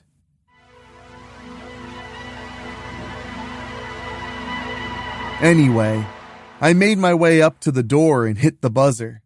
A couple of minutes passed before a bored-looking black gentleman approached the glass door. I'm assuming this was the coroner for Hope Springs, Percy Downer. He kinda looked like the guy from the John Wick movies and had this quiet confidence about him, but he didn't look too happy to see me when he saw the ID badge on my breast pocket. "Mr. Downer," I smiled and said through the glass door. "Yes, and you are?" He didn't return my warmth. It was gonna be one of those days, wasn't it? "Special Agent Carolyn Quinn, Federal Bureau of Investigation. My field office should have called ahead." They better have called ahead, or this was going to be a fun time fast-talking Mr. Personality over here. They did. Seems like a bit unusual to send an FBI agent out here to examine what is clearly a heart attack. I smiled back at him and even tried to straighten out my breasts and try my womanly wiles on him. Please work. I just want to examine the body, confirm my suspicions, and actively begin my investigation and get back on the road. Well, I just go where Washington tells me to go. I don't imagine it'll be anything too involved. I mean, if you wanted to take off and grab lunch, I don't think I'll be longer than an hour. He frowned when I said take off for lunch. This was the kind of guy who liked his workspace and didn't appreciate outsiders interfering in his little corner. "Look, Agent Quinn, there isn't anything to see here. Mr. Carey's son has already had me do the initial autopsy, and I found nothing out of the ordinary." I'm starting to lose my patience and any potential head start. I'm relatively sure that the bloodsucker doesn't know I'm in town yet. I'm also not wearing a giant neon sign that says Vampire Killer either, so I probably have the element of surprise so far. "Mr. Downer, if you want me to call the field office and make this a whole thing, I can do that, but I'd really rather not. So why don't we just let each other get out of each other's way and let me do my job? Let me make it interesting to you. Why don't you go out to lunch on Uncle Sam's tab and invoice the field office on my authorization? Just don't break the bank, okay?" His demeanor changed when I said, "Charge it to the government." I probably won't get into too much trouble. I mean, how much could the guy realistically eat and drink? "Why don't you take your lab intern with you? I think her name is Michelle, right? Go out, have a great lunch and a few drinks, and I'll call you when it's time to come back and lock up." Fine. I'll get Ms. Crawford and we'll be down at Hitch Steakhouse. You have my number? I nodded. I think he could tell I just wanted to get this over with as quickly as I could. He opened the door and led me to the mortuary and his lockers all sealed up tight. Downer gestured toward a series of slabs near the middle row and said, I'd find my guest in locker 3. I noticed there was a lot of blood on the examination tables, and some looked fairly fresh. The Bureau thanks you for your assistance and cooperation in this matter. Agent Quinn, please do not disturb the lower row. Those ladies came in this morning and I haven't had a chance to properly do anything with them. They didn't come in a very pleasant or complete manner. Gross. I waited a few minutes while Downer and his assistant left the morgue and I was alone with my new friends. All right, let's get to work and see what we got here. I slide open the drawer where my first guest of honor is supposed to be. According to what Rianne sent me, this was Phil Carey, age 89. His naked body was stark white as most corpses are, and it would have been nothing out of the ordinary except if you knew what to look for. A lot of newer vampires took blood from unusual places, and this one was no different. There was a small set of puncture wounds behind his right knee. It was pretty easy to miss due to the scar tissue back there, suggesting he'd probably had knee surgery or some kind of an injury when he was younger. I kept looking over the body with my examination gloves and gently turning over the old man, well, as gently as I could. Old guy wasn't exactly heavy, but for some reason, I was having a hard time moving him. The body seemed not as stiff as I was expecting either, almost like rigor mortis hadn't totally set in. What in the fuck? I turned away for a second to grab my phone and maybe call Rianne and see what else was pulled up in that lab report that I missed. This guy shouldn't be this, fresh. This is so weird. No sooner did I think that than something absolutely unearthly split the room with a ear-shattering howl. The sound vibrated off of every surface and seemed to rattle my eardrums in my head, and I couldn't get my bearings for a second as it was like someone set off a flashbang right next to my face. The body of Phil Carey sat straight up on the slab and looked right at me. I froze for a second. I'd never seen a new vampire animate before. The old man looked confused as the scream emitted from his cracked, cold lips. He looked wildly around the room and locked onto me in terror, panic, and something else I can't describe. Did he want help? "What did you do to me?" the man screamed. I reached into my jacket and tried unlatching my sidearm, a specialty 9mm pistol with silver bullets. Okay, it's game time. The old man looked down at the Y incision in his chest, and he started screaming again, and this time there was pain, rage, and sadness. As he cried out, I held my ground. His body started to change and morph into his new unlife. Soon Mr. Carey would have enhanced strength, armor like skin, and even wings if he wanted. His fingernails grew into nasty-looking claws, and he started cutting into his own chest and started pulling out his own guts through the fresh incision on his chest. "What the fuck are you doing?" I blurted out as I leveled my weapon at his head. He kept screaming and started pulling his chest open, and eventually his entrails were everywhere, but he still was alive, I guess. Blood and viscera and everything that was inside was now on the outside. I steeled myself and pulled the trigger. 1, 2, 3. I put 3 rounds into his head and he stopped screaming after his head exploded like a watermelon filled with firecrackers. The body fell off the examination table and into a pile of blood, gore, and what was left of his head. I put another 2 rounds into his heart, just to be sure. Always double tap the heart or completely incinerate the torso. Usually you take out the head and the heart and it'll stop him. Usually. Okay, never seen that before. That was new and fucking terrifying. I stop for a second and look around the carnage, and it's one of the worst places I've ever been to. I was at the Vampire Nest in 2018 in Boston, and that was messed up and even the supers won't talk about it. Blood, gore, and missing limbs, dead agents. That was the day that Nightshade lost her eyes, when the vampire lord stuck his claws into her face. That's a sound you never forget. One of the worst days we ever suffered as a task force. But we won. I guess. 30 of us, including a few supers, went in. Only 7 of us came back out alive, or close enough to not be considered a casualty. I start to catch my breath and I can hear banging and muffled screams coming from inside the freezers. You've got to be fucking shitting me. There's more of these things?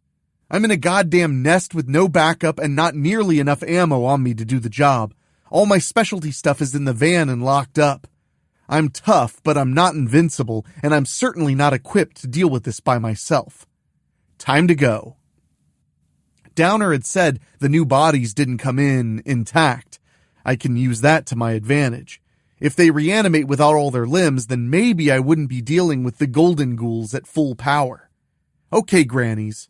I have an idea. Hold that thought. I'll be right back.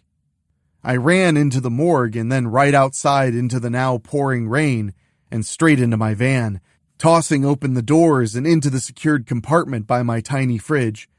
They say that happiness is a warm gun, and in this particular instance, happiness and security was delivered by a top-of-the-line paranormal defense contractor and an alleged coven of witches from Salem. All right, motherfuckers. I grabbed Sweet Baby Jane, my custom automatic 12-gauge shotgun with a carbon fiber finish with pink highlights and a laser sight. Buckshot with silver and some other stuff that I don't totally understand, but all I know, it turns the undead into Swiss cheese. All I know right now is that Baby Jane is hungry. The big surprise, though, doesn't so much go boom as it goes pop. The real piece of hardware I came for. Ultraviolet grenades. Those same DoD eggheads developed a way to deliver a concentrated blast of ultraviolet energy in a small package no bigger than a pack of smokes. These things could really fuck up a bloodsucker's day if you could get them in an enclosed area and you didn't mind risking the chance of going blind and maybe contracting cancer. Walk back inside the mortuary and I can hear the banging of the undead against the steel coolers and the occasional confused yelp. I slide around into the shotgun's chamber and make my way back into the examination room. Move forward slowly, cautiously, and be ready to unload hell into whatever face decides to come up and say hello. Good news is that they don't know how to break the seal on the lockers, and for now, I have the element of surprise. Creeping up the first locker, I can hear whatever is inside just absolutely freaking out. As much as a part of me is afraid on some level for getting my throat ripped out by B. Arthur here, there is a bit of a sadistic joy crawling through my body. I sling the shotgun at my side and grip one of the small black UV grenades and inch my way towards the cooler. Trick or treat, I say as I open the door and quickly pull the pin and throw the small device inside and seal the door once again. An audible voice exclaims, "What?" A second later, a brilliant flash and the satisfying thump of a contained detonation within a confined space are music to my ears. That's 2 dead vampires, and it's not even lunchtime yet. You could call this a kill streak, couldn't you? Not bad, but no time to get sloppy. The screeching sound of steel being torn from its moorings fills the room as the second undead grandma makes her way out of her makeshift tomb.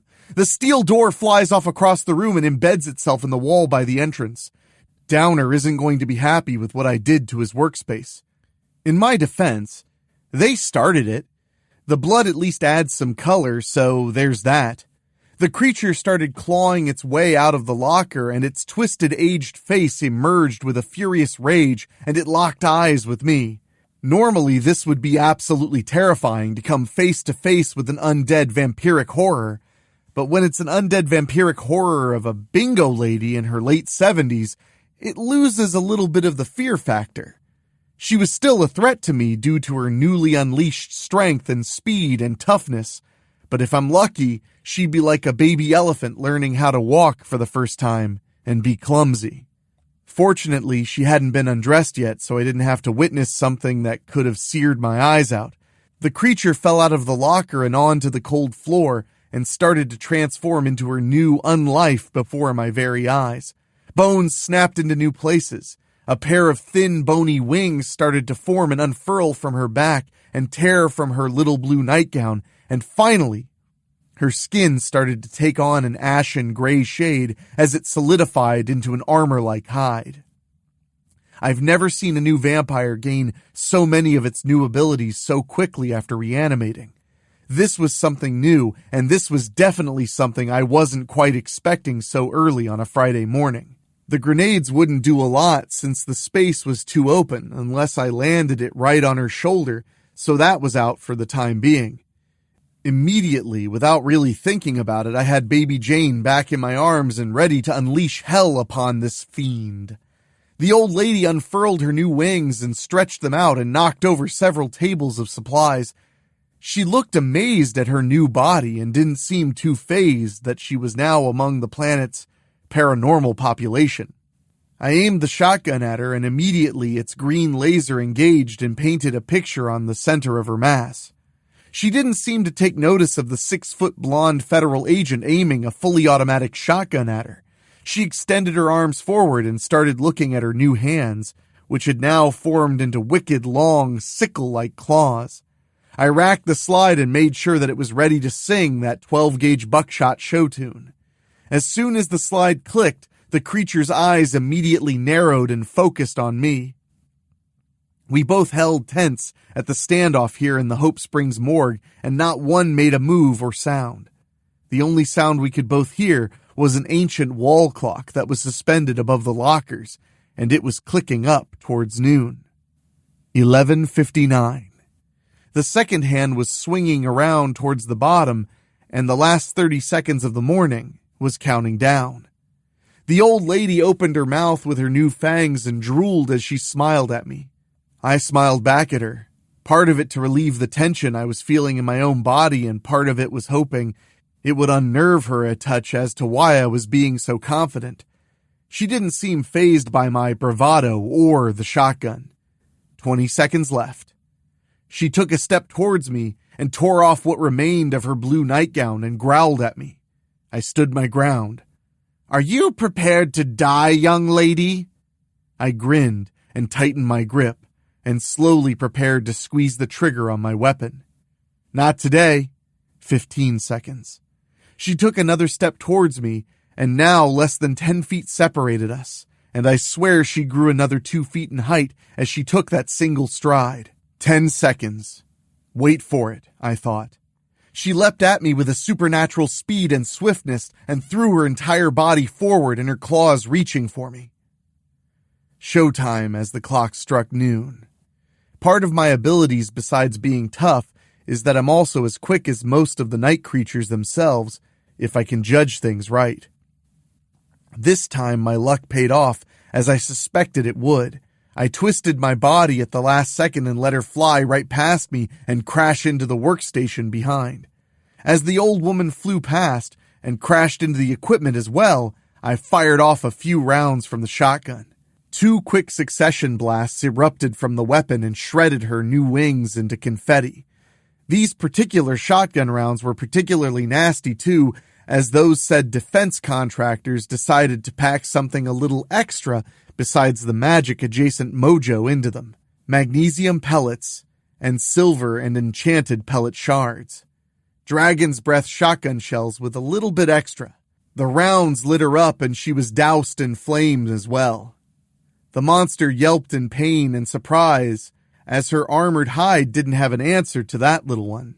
It didn't seem to slow her down much as she quickly got to her feet for yet another attack. This time I wasn't so quick, and I got the full force of this creature barreling into me with tremendous and unexpected force.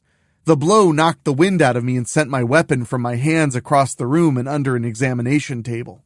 I was knocked against a steel table and left gasping for air. The old woman delivered another sucker punch into my gut, and I doubled over in pain and was left gasping for air. I'm in trouble here, guys. The monster grabbed a hold of my head and started raising it up to her face directly. Her grip was powerful and would not be easily broken. I said, "Are you prepared to die?" She hissed at me through her fangs. She started squeezing my head, and I could feel things start to go black and my consciousness start to fade. She was gonna knock me out before she likely tore me apart, limb from limb. This old bitch isn't exactly playing fair. Well, I don't have to play fair either. I thrust my arms up between hers and tried to force them apart from squeezing me further. I just got enough force together to loosen her grip and knock her hands free from my head. I started raining blows upon her face and just let fly every bit of anger, rage, and even a bit of fear that I'd built up over the course of our confrontation. My fist kept connecting against her skull, and blood kept flying out, and while she kept trying to dodge and hold back my assault, she didn't stand a chance. I felt my fists crush the bones in her face as her skull began to disintegrate under me. I had her pinned against a table, and she had nowhere to run and couldn't fly. This thing was at my mercy, and today was not a day to expect mercy from someone you just tried to murder. I hit her until there was nothing left of her head, and left the body to hit the floor in a bloody pile after what seemed like forever. I left the body in a disgusting heap of meat in a corner and retrieved my weapons. Wait, gotta make sure, and it's probably overkill. I grabbed one of the UV grenades I had left and put it inside what remained of her torso and pulled the pin and quickly left the room. Boom! Cool kids don't look back at explosions. Now I can add that to my list of cool action movie things I've done and I will never tell anyone about because they'll never believe me. Nope. Keep walking. Emerging outside in the cold October rain was refreshing as it not only washed off the blood and gore of the last encounter, but was oddly refreshing too. I stood outside in the rain and just let the adrenaline of the melee wash over me. I needed to relax, but too bad, I don't smoke anymore. Finally, the combat rush was over and my breathing returned to normal. This was going to be a problem and probably one that a single troubleshooter won't be able to handle on her own. I'm going to need help and there's probably no way around this. You call for help in a situation like this and it's going one of two ways. You're either overreacting and it's fine or end up with a situation like Boston. And it's one step away from calling in the proverbial airstrike and a room of old white dudes looking for a reason to enact the Cradle of Liberty protocol. Cradle of Liberty was basically the nuclear option for all threats, super and paranormal, and had only ever been deployed once since the 70s. You used it when you had absolutely zero choice and collateral damage wasn't a primary concern. Survival was, and the cost would be paid and it didn't matter how it was accomplished. No one alive today would talk about what it would entail, but we all knew that it was the last possible option and no one wanted to be the one to sanction its use. I thought I had it figured out and this was not a vampire nest, but instead some new undead douche. Being greedy, it seems that I may be wrong if the last encounter was any indication of what's going on. Super vampires are on the loose and this town is ground zero or something much, much worse is on the horizon. I don't like what I'm seeing here and something is definitely not adding up like it should. I'm pretty fucking terrible at math, but I sure as shit know that 2 + 2 ain't 10. I don't like this. Remember why you're doing this, Quinn. 2 weeks paid vacation. Oh yeah, and saving the world or some shit. I made a call, first to Rianne, and let her know that I was probably in over my pretty little head. I wasn't too thrilled to call the feds, but they'd have a solution, and at least Rianne was a calming influence. She always knew what to say to talk me down off the ledge, and it didn't hurt that she sounded cute when she was concerned about me. I miss her. The second call was a little harder to make. I called the department, which is code for the Department of Paranormal Resources, a subset of the Department of Defense and Homeland Security. Layers upon layers upon layers of bureaucracy, but also they had resources and people that your average gifted or troubleshooter didn't have access to. I was told to sit tight and hold my position while they assessed the situation and confer with partners within paranormal research and defense. Great. I get to cool my jets in the middle of Vampire City. I got lucky and a cleanup crew was at the Hope Springs coroner office within an hour, and Percy Downer was offered a generous payout for his silence and a 2-week vacation. Must be nice. Though odds are he'll be sent to Langley for an extensive debrief and probably psychic mind probe to see if he knows more than what he's letting on. Guy like that is probably next level boring. Then again, I didn't expect to fight a retirement home in a morgue, so who knows.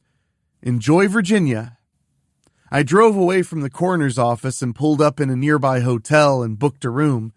It had only been a few hours since the confrontation and my mind wasn't ready to let go of what happened. The thing that bothered me the most is how quickly those things moved and how quickly they reanimated into their new unlife.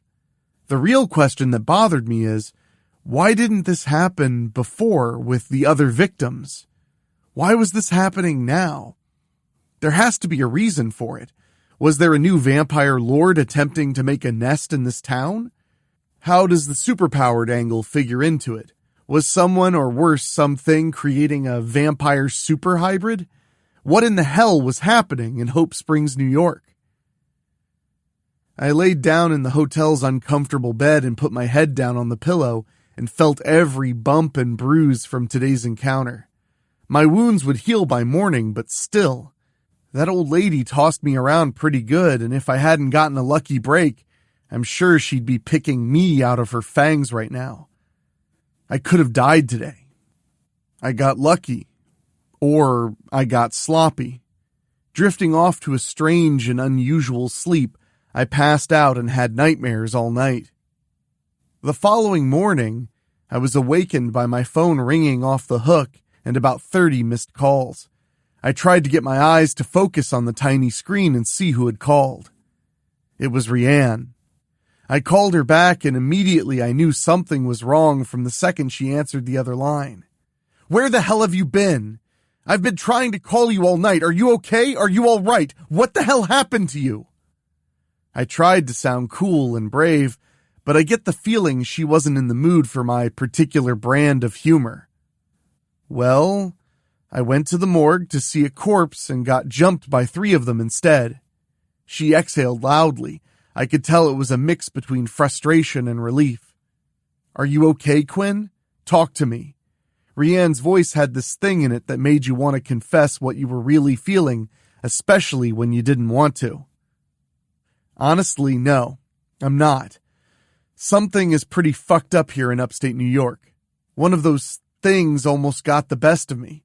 I've never fought anything like them before. Something is very, very wrong here. Caroline, if I'd known, I would have never sent you there in the first place. She was sorry beyond words, and part of me could hear that she was on the verge of crying, almost like I could feel her lip tremble on the phone. I know you had no clue. I'm waiting on the call from the department on what we're going to do next. I don't have a good feeling about this. I'm legitimately worried what this could all mean. On one hand, I had always quietly suspected that the paranormal war was escalating on some level. I was living proof that hybrids of some type were possible, even if we don't know exactly what I was. There were other troubleshooters who were a mix of paranormal and superpowered, but were remarkably few in numbers, like less than 50 identified across the entirety of North America. I should let you rest, but Caroline, you be careful out there. I know you think you're invincible and like nothing can hurt you, but you're human like the rest of us. Know when to run, okay? She said I was human. There are days I wish I was. I'm not human. I don't know what I am, honestly. I will. Look, when I get back to the city, why don't we get together and maybe get dinner and a movie like old times? I'd like that. I'll talk to you soon, Quinn. She paused for a second, and I could tell she stopped herself from saying something more before she hung up the phone. I love you too. I sat in the hotel room and stared at the peeling wallpaper and was just alone with my thoughts. What am I going to do? How am I going to do it? I finally asked myself the hard question of the day. How many people are going to die? The phone rang. Again. I wanted it to be Rianne and for her to talk me out of this assignment and to come back to New York and for her to convince me to leave this world behind and run. It wasn't Rianne. It was the department, and it was the secured line that you never wanted to call you directly. Director James Carlson, Department of Paranormal Resources, the guy whose desk issues the orders, and the guy who could sign your death warrant, should the need arise. This was about to turn my Halloween into a fucking horror show. Agent Quinn, the situation has changed. We're preparing to activate the Cradle of Liberty protocol in the city of Hope Springs. Assets will be on the scene within the next hour. My orders, sir? Megaton and FaZe will be on scene, and the Hammer and Carpenter teams will support them. You coordinate with the other gifted on scene. I want that nest burned to the ground. Burn the city to the ground if you have to. Sir, what about the civilians? Like I said, the situation has changed. Consider all civilians as hostile.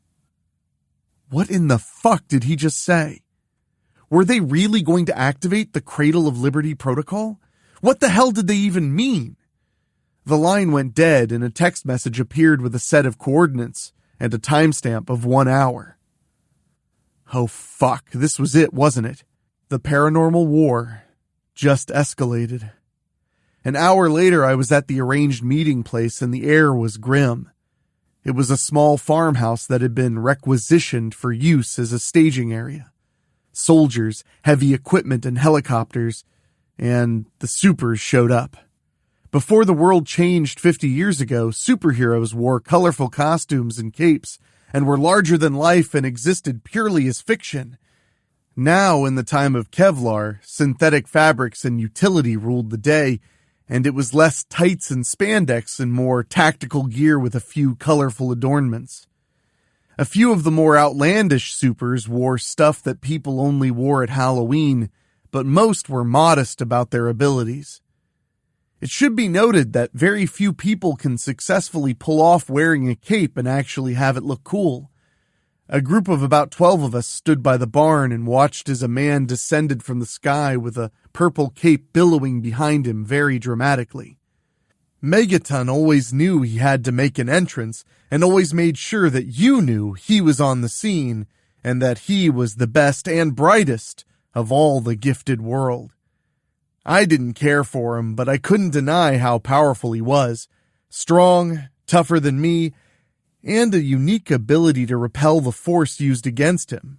Oh, and he could also fly. A shimmering red light beside him as Megaton landed, and from a glowing red portal stepped FaZe, the woman known as FaZe, whose gifts allowed her limited teleportation and energy manipulation. She was a real showstopper, but young and often reckless when she was in combat against paranormal threats. The supers were fine fighting against other gifted and villains like Hurricane and Dread, but paranormal entities were a different breed.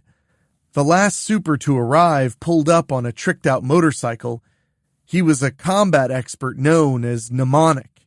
His ability was to learn in a new, instantaneous manner, and he used his abilities to learn all sorts of martial arts and weaponry. He was a show-off, but let me tell you, he was the best shot, likely, on the entire planet Earth. Well, all of us were here now, and it was time to get to work. The team leader for Hammer and Carpenter squads stepped forward. Typical military bravado and swagger that depended on superior firepower and overwhelming numbers. Trust me, I've seen this movie before and it never ends well for the guys with the guns. But this is the hand we've been dealt. Captain Tony King and Lieutenant Tanya Dante. They nicknamed these two TNT, and for good reason. A lot of shit tended to blow up in their presence. Okay, we have a good actionable intelligence, and we're going to act on it immediately. Hope Springs Retirement Community is a vampire nest and is about to be as infested as a place can get. Think of a goddamn cockroach infestation, and you've got a pretty good idea of what we're up against. We do have an advantage. The vamps are new, inexperienced, and still not used to their powers. This means the new staff from the Pentagon should make short work of them. Our significant threat has been identified as a new hybrid-type vampire lord. We believe it to be an individual named Terry Fisher. We know how strong they can be, but this new lord seems to only be recruiting from the weak and feeble, so not exactly fighting the Russians or the North Koreans here," Dante said matter-of-factly as she laid out the information for all of us. Captain King stepped forward and pointed to the group of about 12 soldiers behind him and gestured toward their weapons. "We have state-of-the-art firepower and enough ammunition to shoot at anything that moves. We have enhanced fire support in terms of a troubleshooter and their superpowered allies. There is no reason we can't wrap this up by morning and be home for breakfast. I'd like to go get a grand slam at Denny's afterwards, so who's with me?" I sighed. I was surrounded by overconfidence and itchy trigger fingers and show-offs with superpowers. Is it too late to go work at Applebee's? I looked at the assembled superpowered individuals and approached them and tried to be as friendly as I could. I worked with Megaton and FaZe before in Boston, but I'd never worked with Mnemonic. I don't like going into a combat situation with people I don't trust, and especially people who had declined to help when their country needed them. I told them what happened this morning at the morgue, and they laughed at me. They wanted to know how the great Agent Caroline Quinn could get her ass kicked by an old man and a few ladies from bingo. I told them to take this seriously. This wasn't your usual bloodsucker. They didn't want to hear it. They laughed it off and said it would be easy. I remember how Boston happened, and Megaton and FaZe should have too. King and Dante barked orders across the staging area for everyone to get ready as we were wheels up in 5 minutes and got on board the choppers. I went and got my gear loaded up, an enhanced protective vest, my trusty Baby Jane, and a few of the UV grenades. I guess we were as ready as we were gonna be. This was gonna be bad, wasn't it?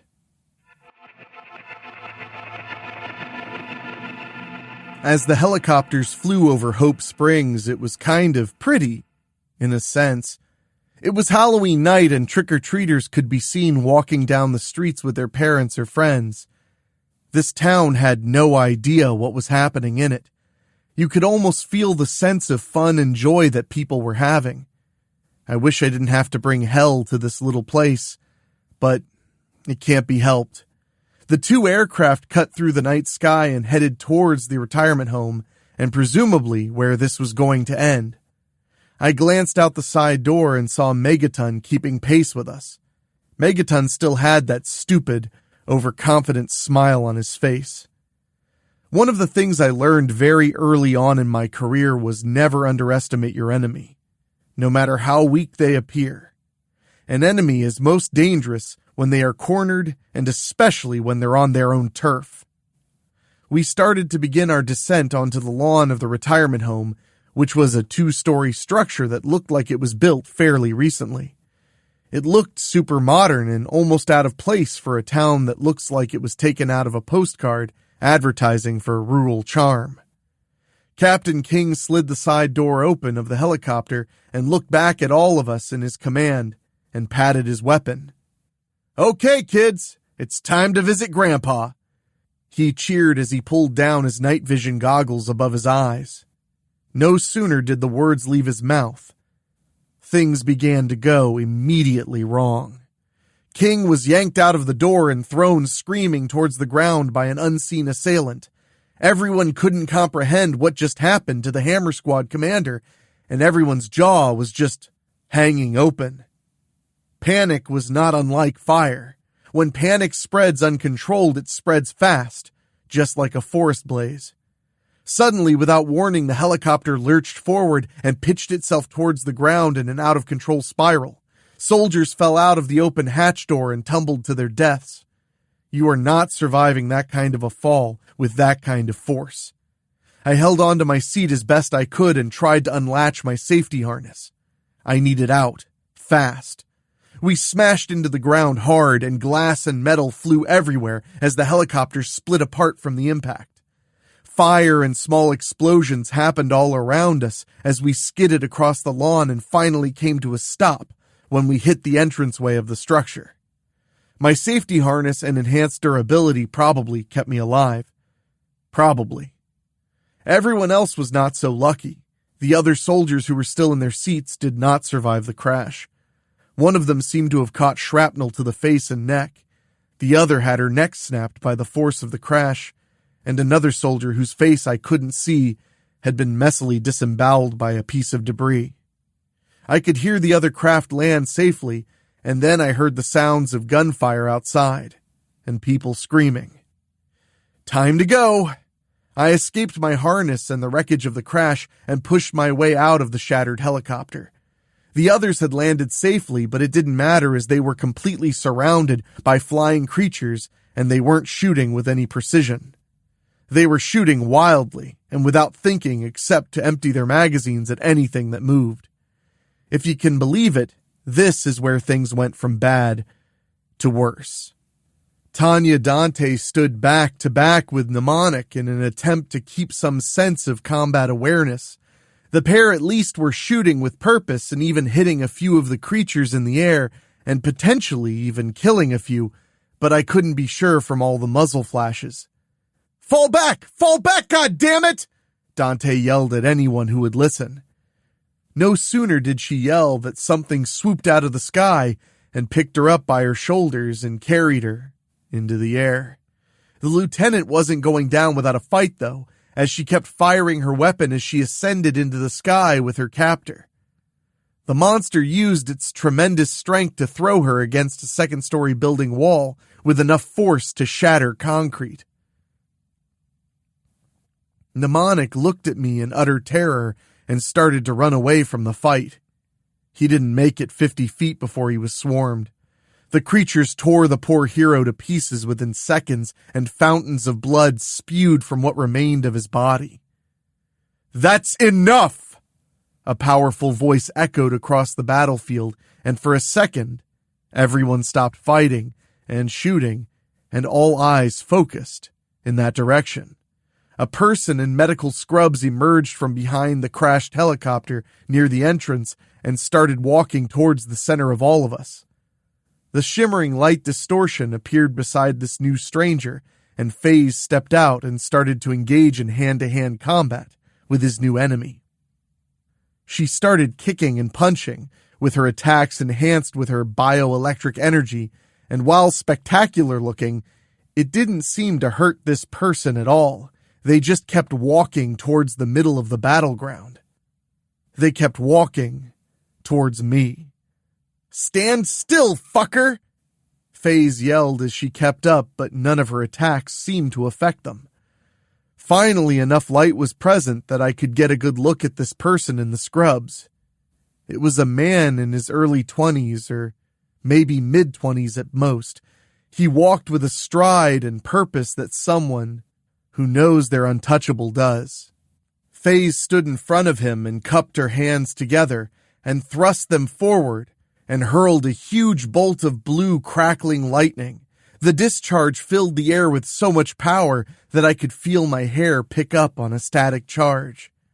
The man kept walking past FaZe and towards me. "I said stop!" FaZe teleported right in front of him and attempted to stand in his way. And just as she rematerialized, the man grabbed her by the throat. "No!" The man snapped her neck and tossed her lifeless body to the ground with a wet smack. Megaton chose his moment to dive bomb the man from somewhere high above and create a huge impact crater. The two struggled and exchanged blows while entangled in each other's limbs. Okay, maybe this will make a difference. Maybe this is the edge we need.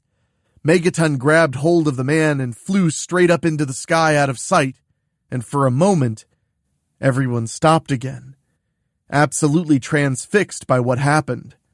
Vampire and soldier alike just stood there and waited. You could hear a thunderous clash of blows above us, high in the clouds, and it echoed so loudly that the remaining glass near us vibrated and threatened to shatter. Megaton had this guy on the ropes. America, fuck yeah! Take that, Dracula! Then, silence. Thud! A body hit the ground with such impact that it exploded and coated everything nearby in a shower of blood and gore. The gentle flapping of leather wings carried upon the night wind.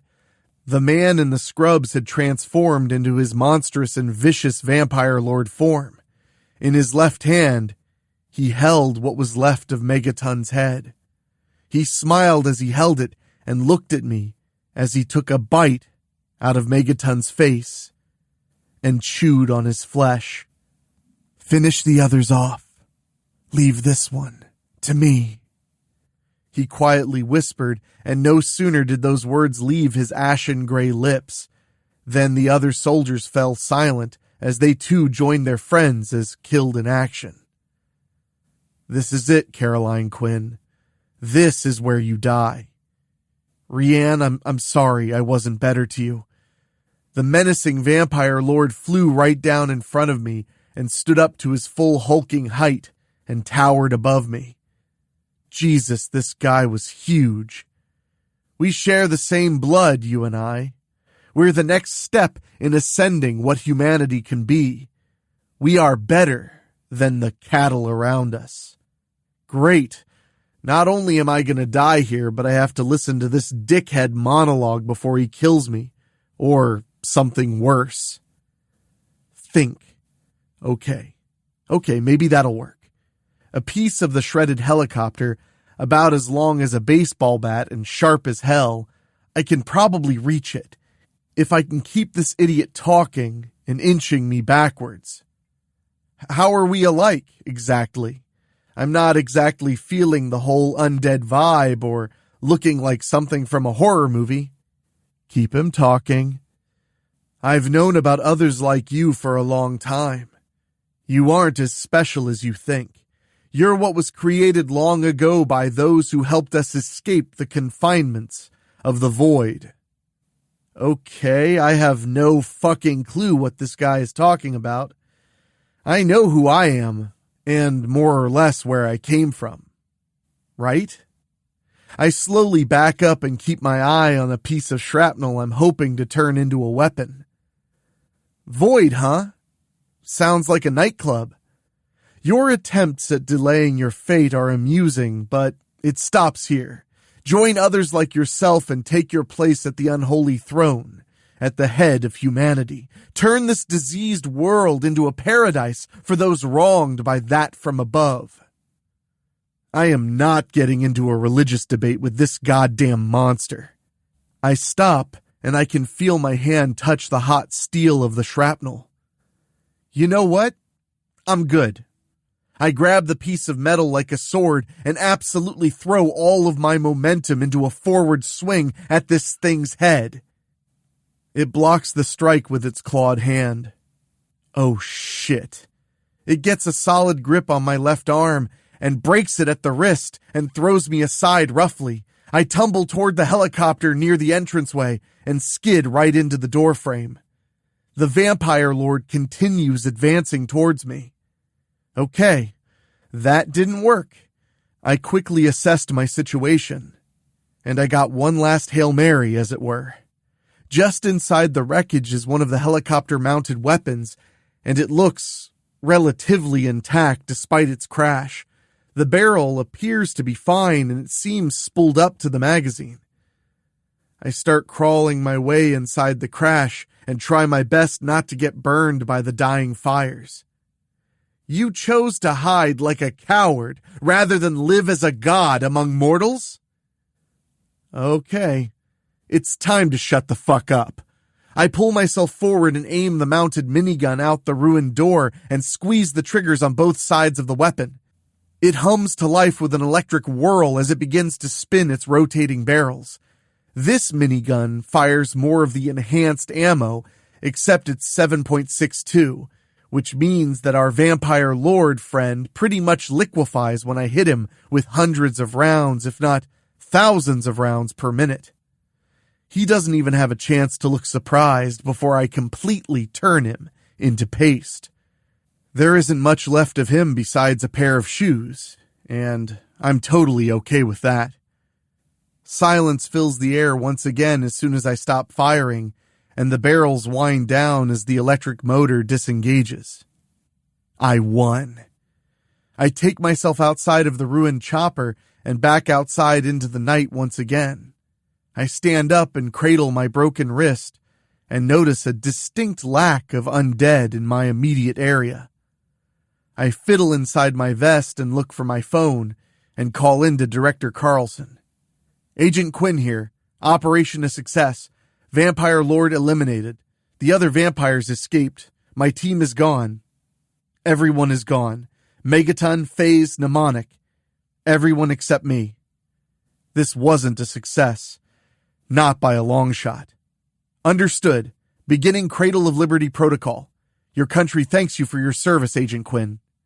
Wait, what? Total elimination of the target zone in 15 minutes. Goodbye, Agent Quinn. The line went dead, and so did every light in the city, and it was darkness, and the sound of something sinister in the evening air. This was not my idea of a Halloween prank. This is definitely not a treat. This had to be a trick, right? This was not worth 2 weeks of vacation.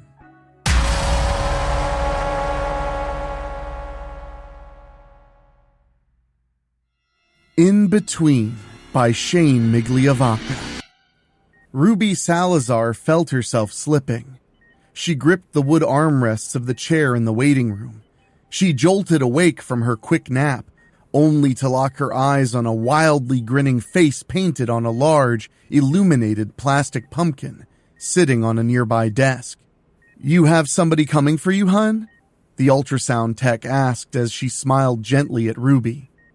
"No. You were my last for the day. You can rest here, or I can see if there's a room free." The tech smiled again. Ruby smiled weakly. "Here's good. Thank you. Somebody will call you tomorrow with the results.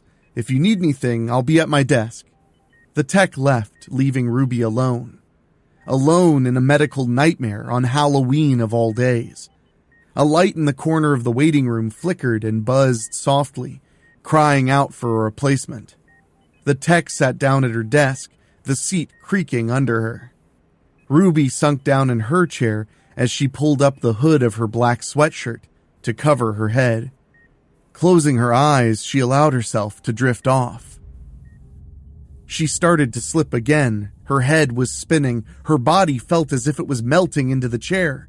Ruby's eyes snapped open. She stood in a long, featureless hallway, bathed in a crimson glow. A steady hum reverberated from one end of the hall. Walking toward the humming, she realized the floor was made of water, which rippled at her feet as she walked. As Ruby made her way down the hall, her progress was slow. What should have been a short walk felt like a 10-minute one. As she neared the end of the hall, the source of the humming came into view. 2 large metal forks parallel to one another. The space between them shimmered like the sun on an ocean wave. "No!" A voice like gravel filled her head. "Do not!" Ruby fell out of the waiting room chair onto the carpeted floor. She'd been dreaming. Ruby looked around the waiting room. Her face was red with embarrassment. She was all alone. She stood. The tech was gone. The light over her desk was off. Even the faux jack-o'-lantern was dark. How long had she been out? Glancing up at the clock, she was astonished to see it appeared stuck. The clock would advance a minute and then snap back to the previous minute. Over and over. Ruby poked her head in a couple of the exam rooms. Empty. She went to the door leading out of the ultrasound area. Locked. She could see the hallway beyond through the glass of the door. It was empty as well. "Hello?" Ruby called out, pulling at the door handle. "Hello? Anybody?" She banged on the door frantically at first, becoming more angry with each blow. "Come on, somebody!" She went to the phone on the tech's desk. Static. She hit buttons, trying to get a dial tone. Nothing worked. Ruby sat at the desk for some time, her head resting on her arms. She was trapped. Feeling desperate, she got up and climbed onto the desk. She pushed a large ceiling tile out, raining dust down on her. Climbing up onto the metal frame that held the ceiling tiles in place, Ruby was thankful she was small. She could feel the tiles buckle under her weight. "Just a little ways," she whispered. She made her way past the door frame and out over the hallway. "Shit!" Ruby cried out, cutting her hand on an exposed screw. The surprise and pain threw off her balance, and she fell through a tile, catching herself at the last minute on the metal frame. Ruby dangled over the hallway. Dropping down, she landed on her feet. Son of a bitch! Her legs stung with pain. Ruby rubbed her sore legs as she hunted for a bathroom to clean her injured hand. All was silent save for the sound of her breathing and the hum of the overhead lights. She soon found some antiseptic, gauze, and bandages, which admittedly was not that difficult, given her hospital surroundings. She sat in an empty examination room. The distinct possibility that there wasn't another living soul in the hospital was starting to sink in. How could she be all alone? What had happened? Maybe there'd been some kind of fire drill or bomb scare, and she slept right through it. From what she'd seen, it was possible. Some of the rooms and the hall were a mess. Beds were overturned and all manner of papers and equipment littered the floor, as if everybody had rushed out all at once. Yeah, that had to be it. Everybody was outside. She was the only dumbass in the hospital. She went to the nearest window. Outside, smoke hung thick in the air, making it hard to see very far. A large shadow passed over the window, headed towards the roof, skittering up the side of the hospital, making sharp, clicking sounds as it went. Ruby jumped back. She felt her heart race.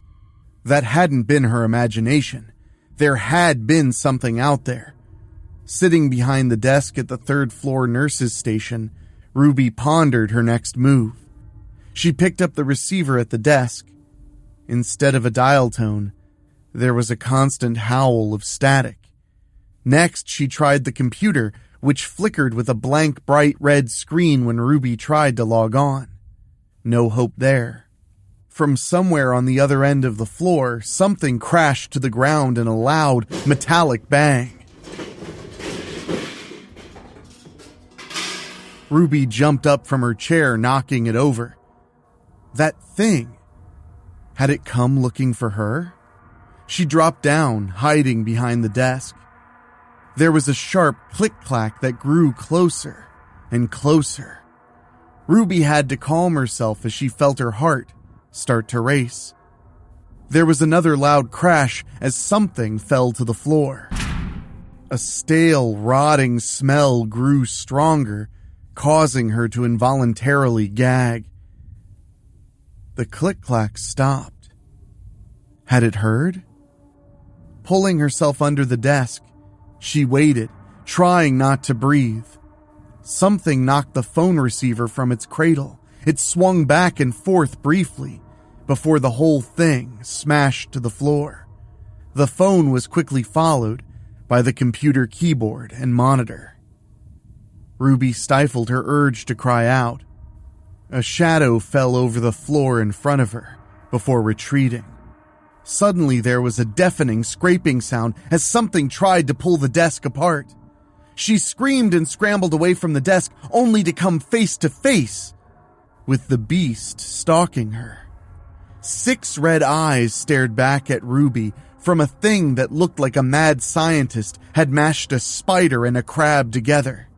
Mandibles clicked excitedly in the creature's cavernous mouth. A long, hairy leg poked at her, just out of reach. Snatching up the desk chair, Ruby held it up like a lion tamer from an old movie. "Back off!" she ordered, trying to sound intimidating. The spider crab thing hissed at her. "Fuck you too!" She hurled the chair at the thing with an angry swing. Not staying to see if the chair hit the beast, Ruby ran down the hall. She skidded to a stop at an intersection. Written on the wall in something disgustingly brown was a message. "This way if you want to live."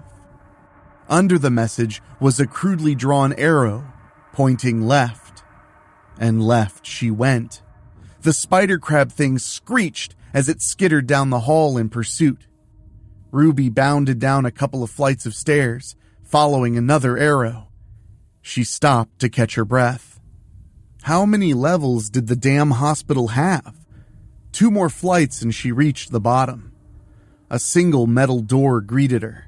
A small glass window revealed little of what waited on the other side, save for darkness.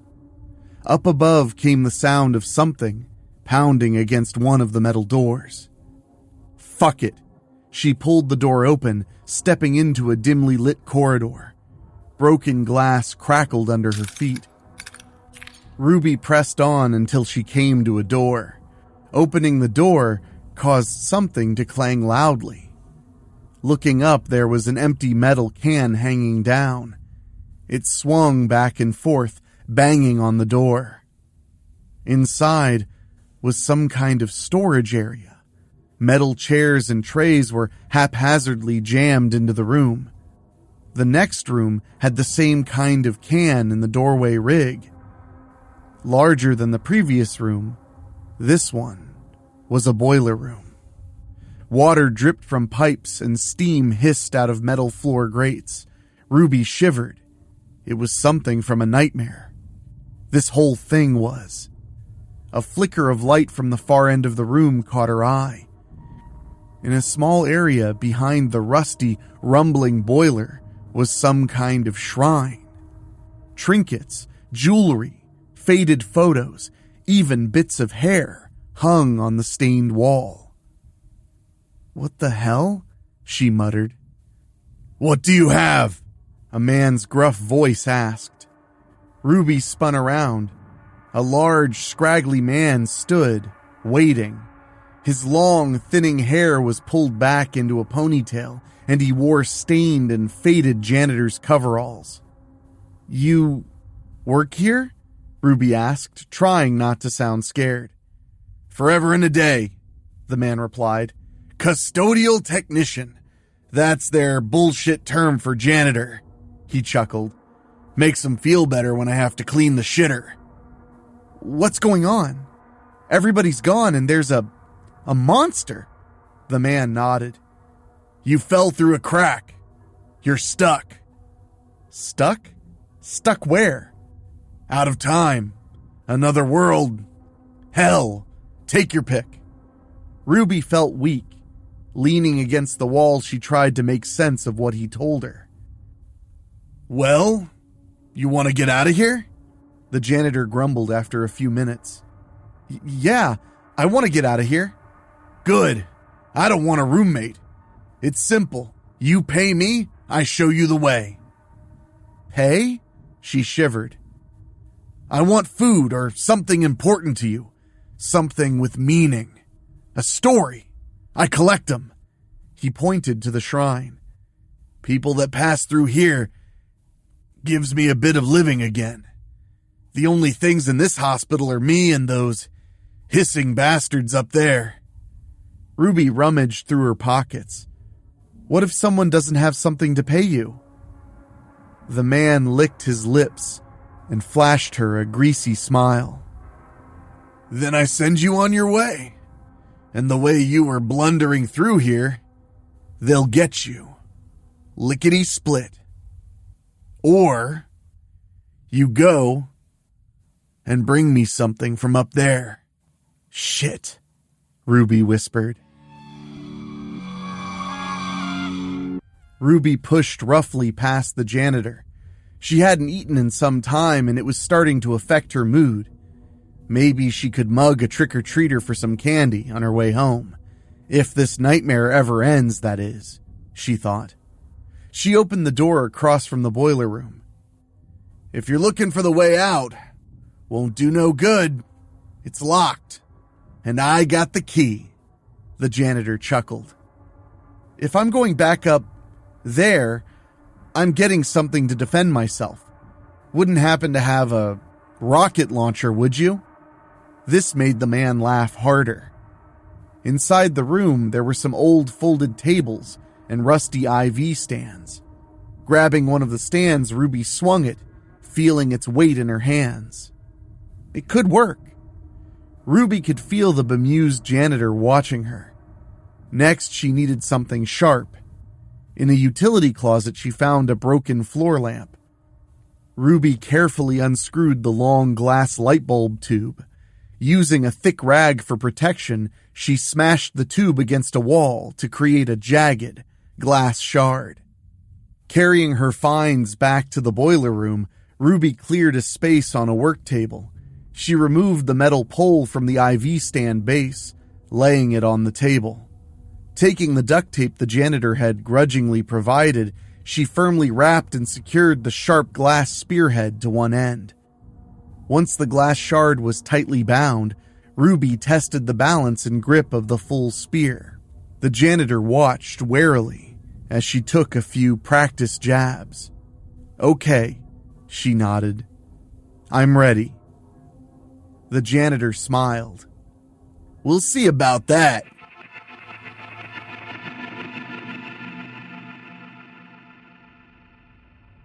Ruby held her makeshift spear at the ready. She stepped out into the corridor, not far from the ultrasound unit. "Get in, get out, get downstairs." She repeated the mantra. Ruby took a deep breath and crept down the hallway, IV stand poised to strike.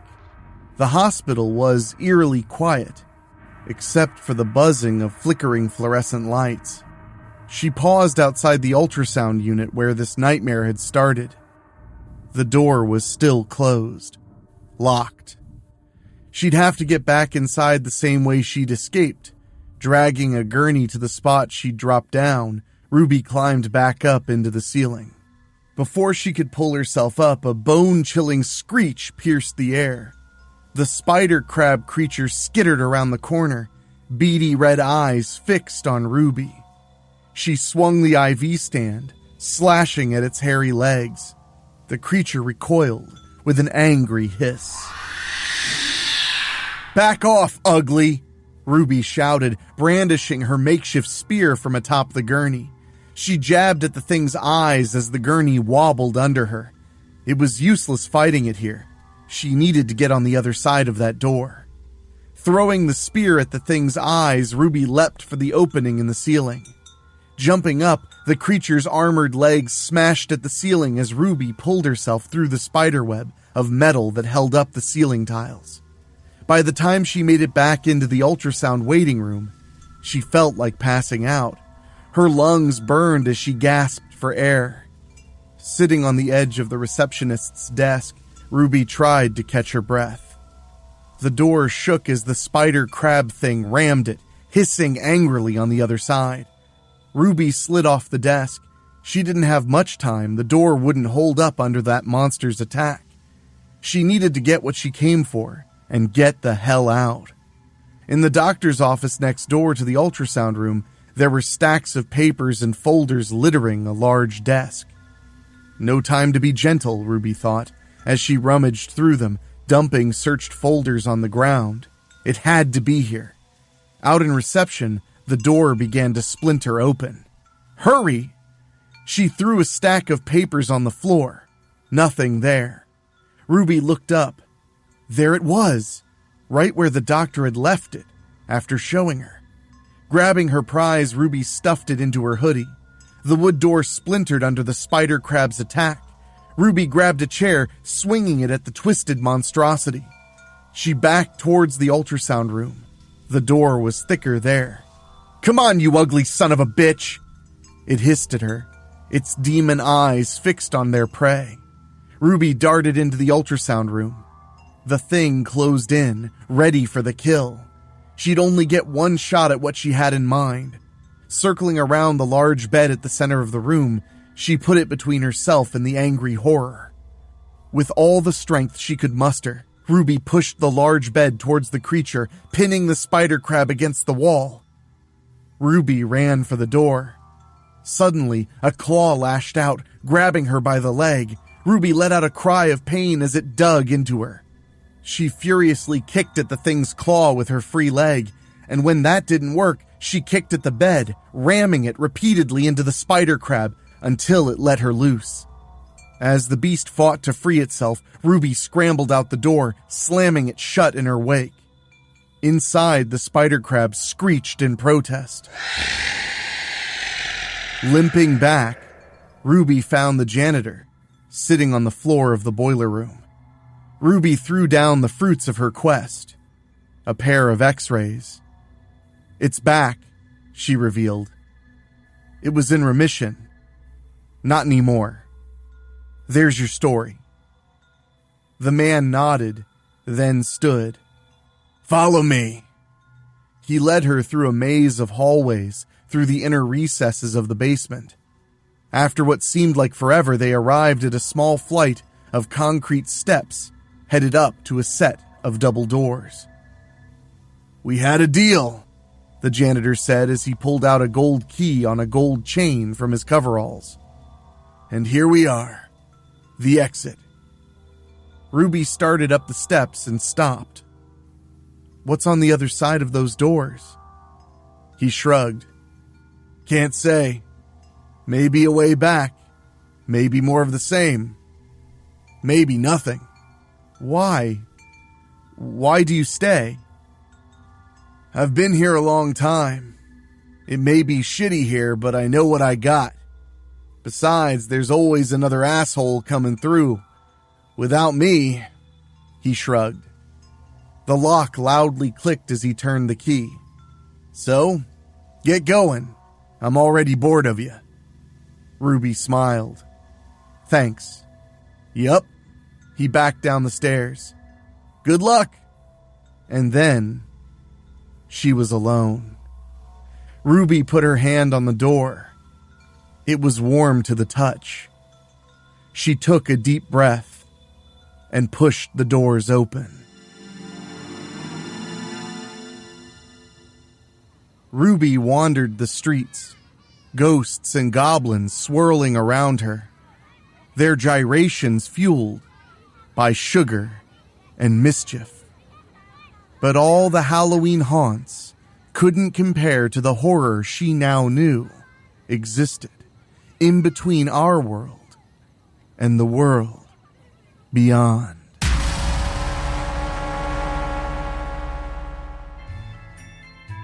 That's all for tonight, my spookies. 7 terrifying tales of Halloween horrors. If you're still catching your breath, well, don't worry. We'll be back next Tuesday with another round of horror straight from the vault.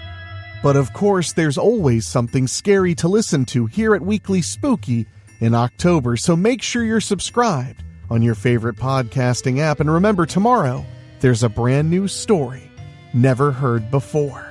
Until next time, keep your jack-o'-lanterns lit because they keep the spirits away. Make your costumes extra creepy so that you're not discovered. And make sure your candy is stashed somewhere safe, because I'll tell you right now, we're all looking for it. We'll see you next time. Keep the Halloween vibes going and going.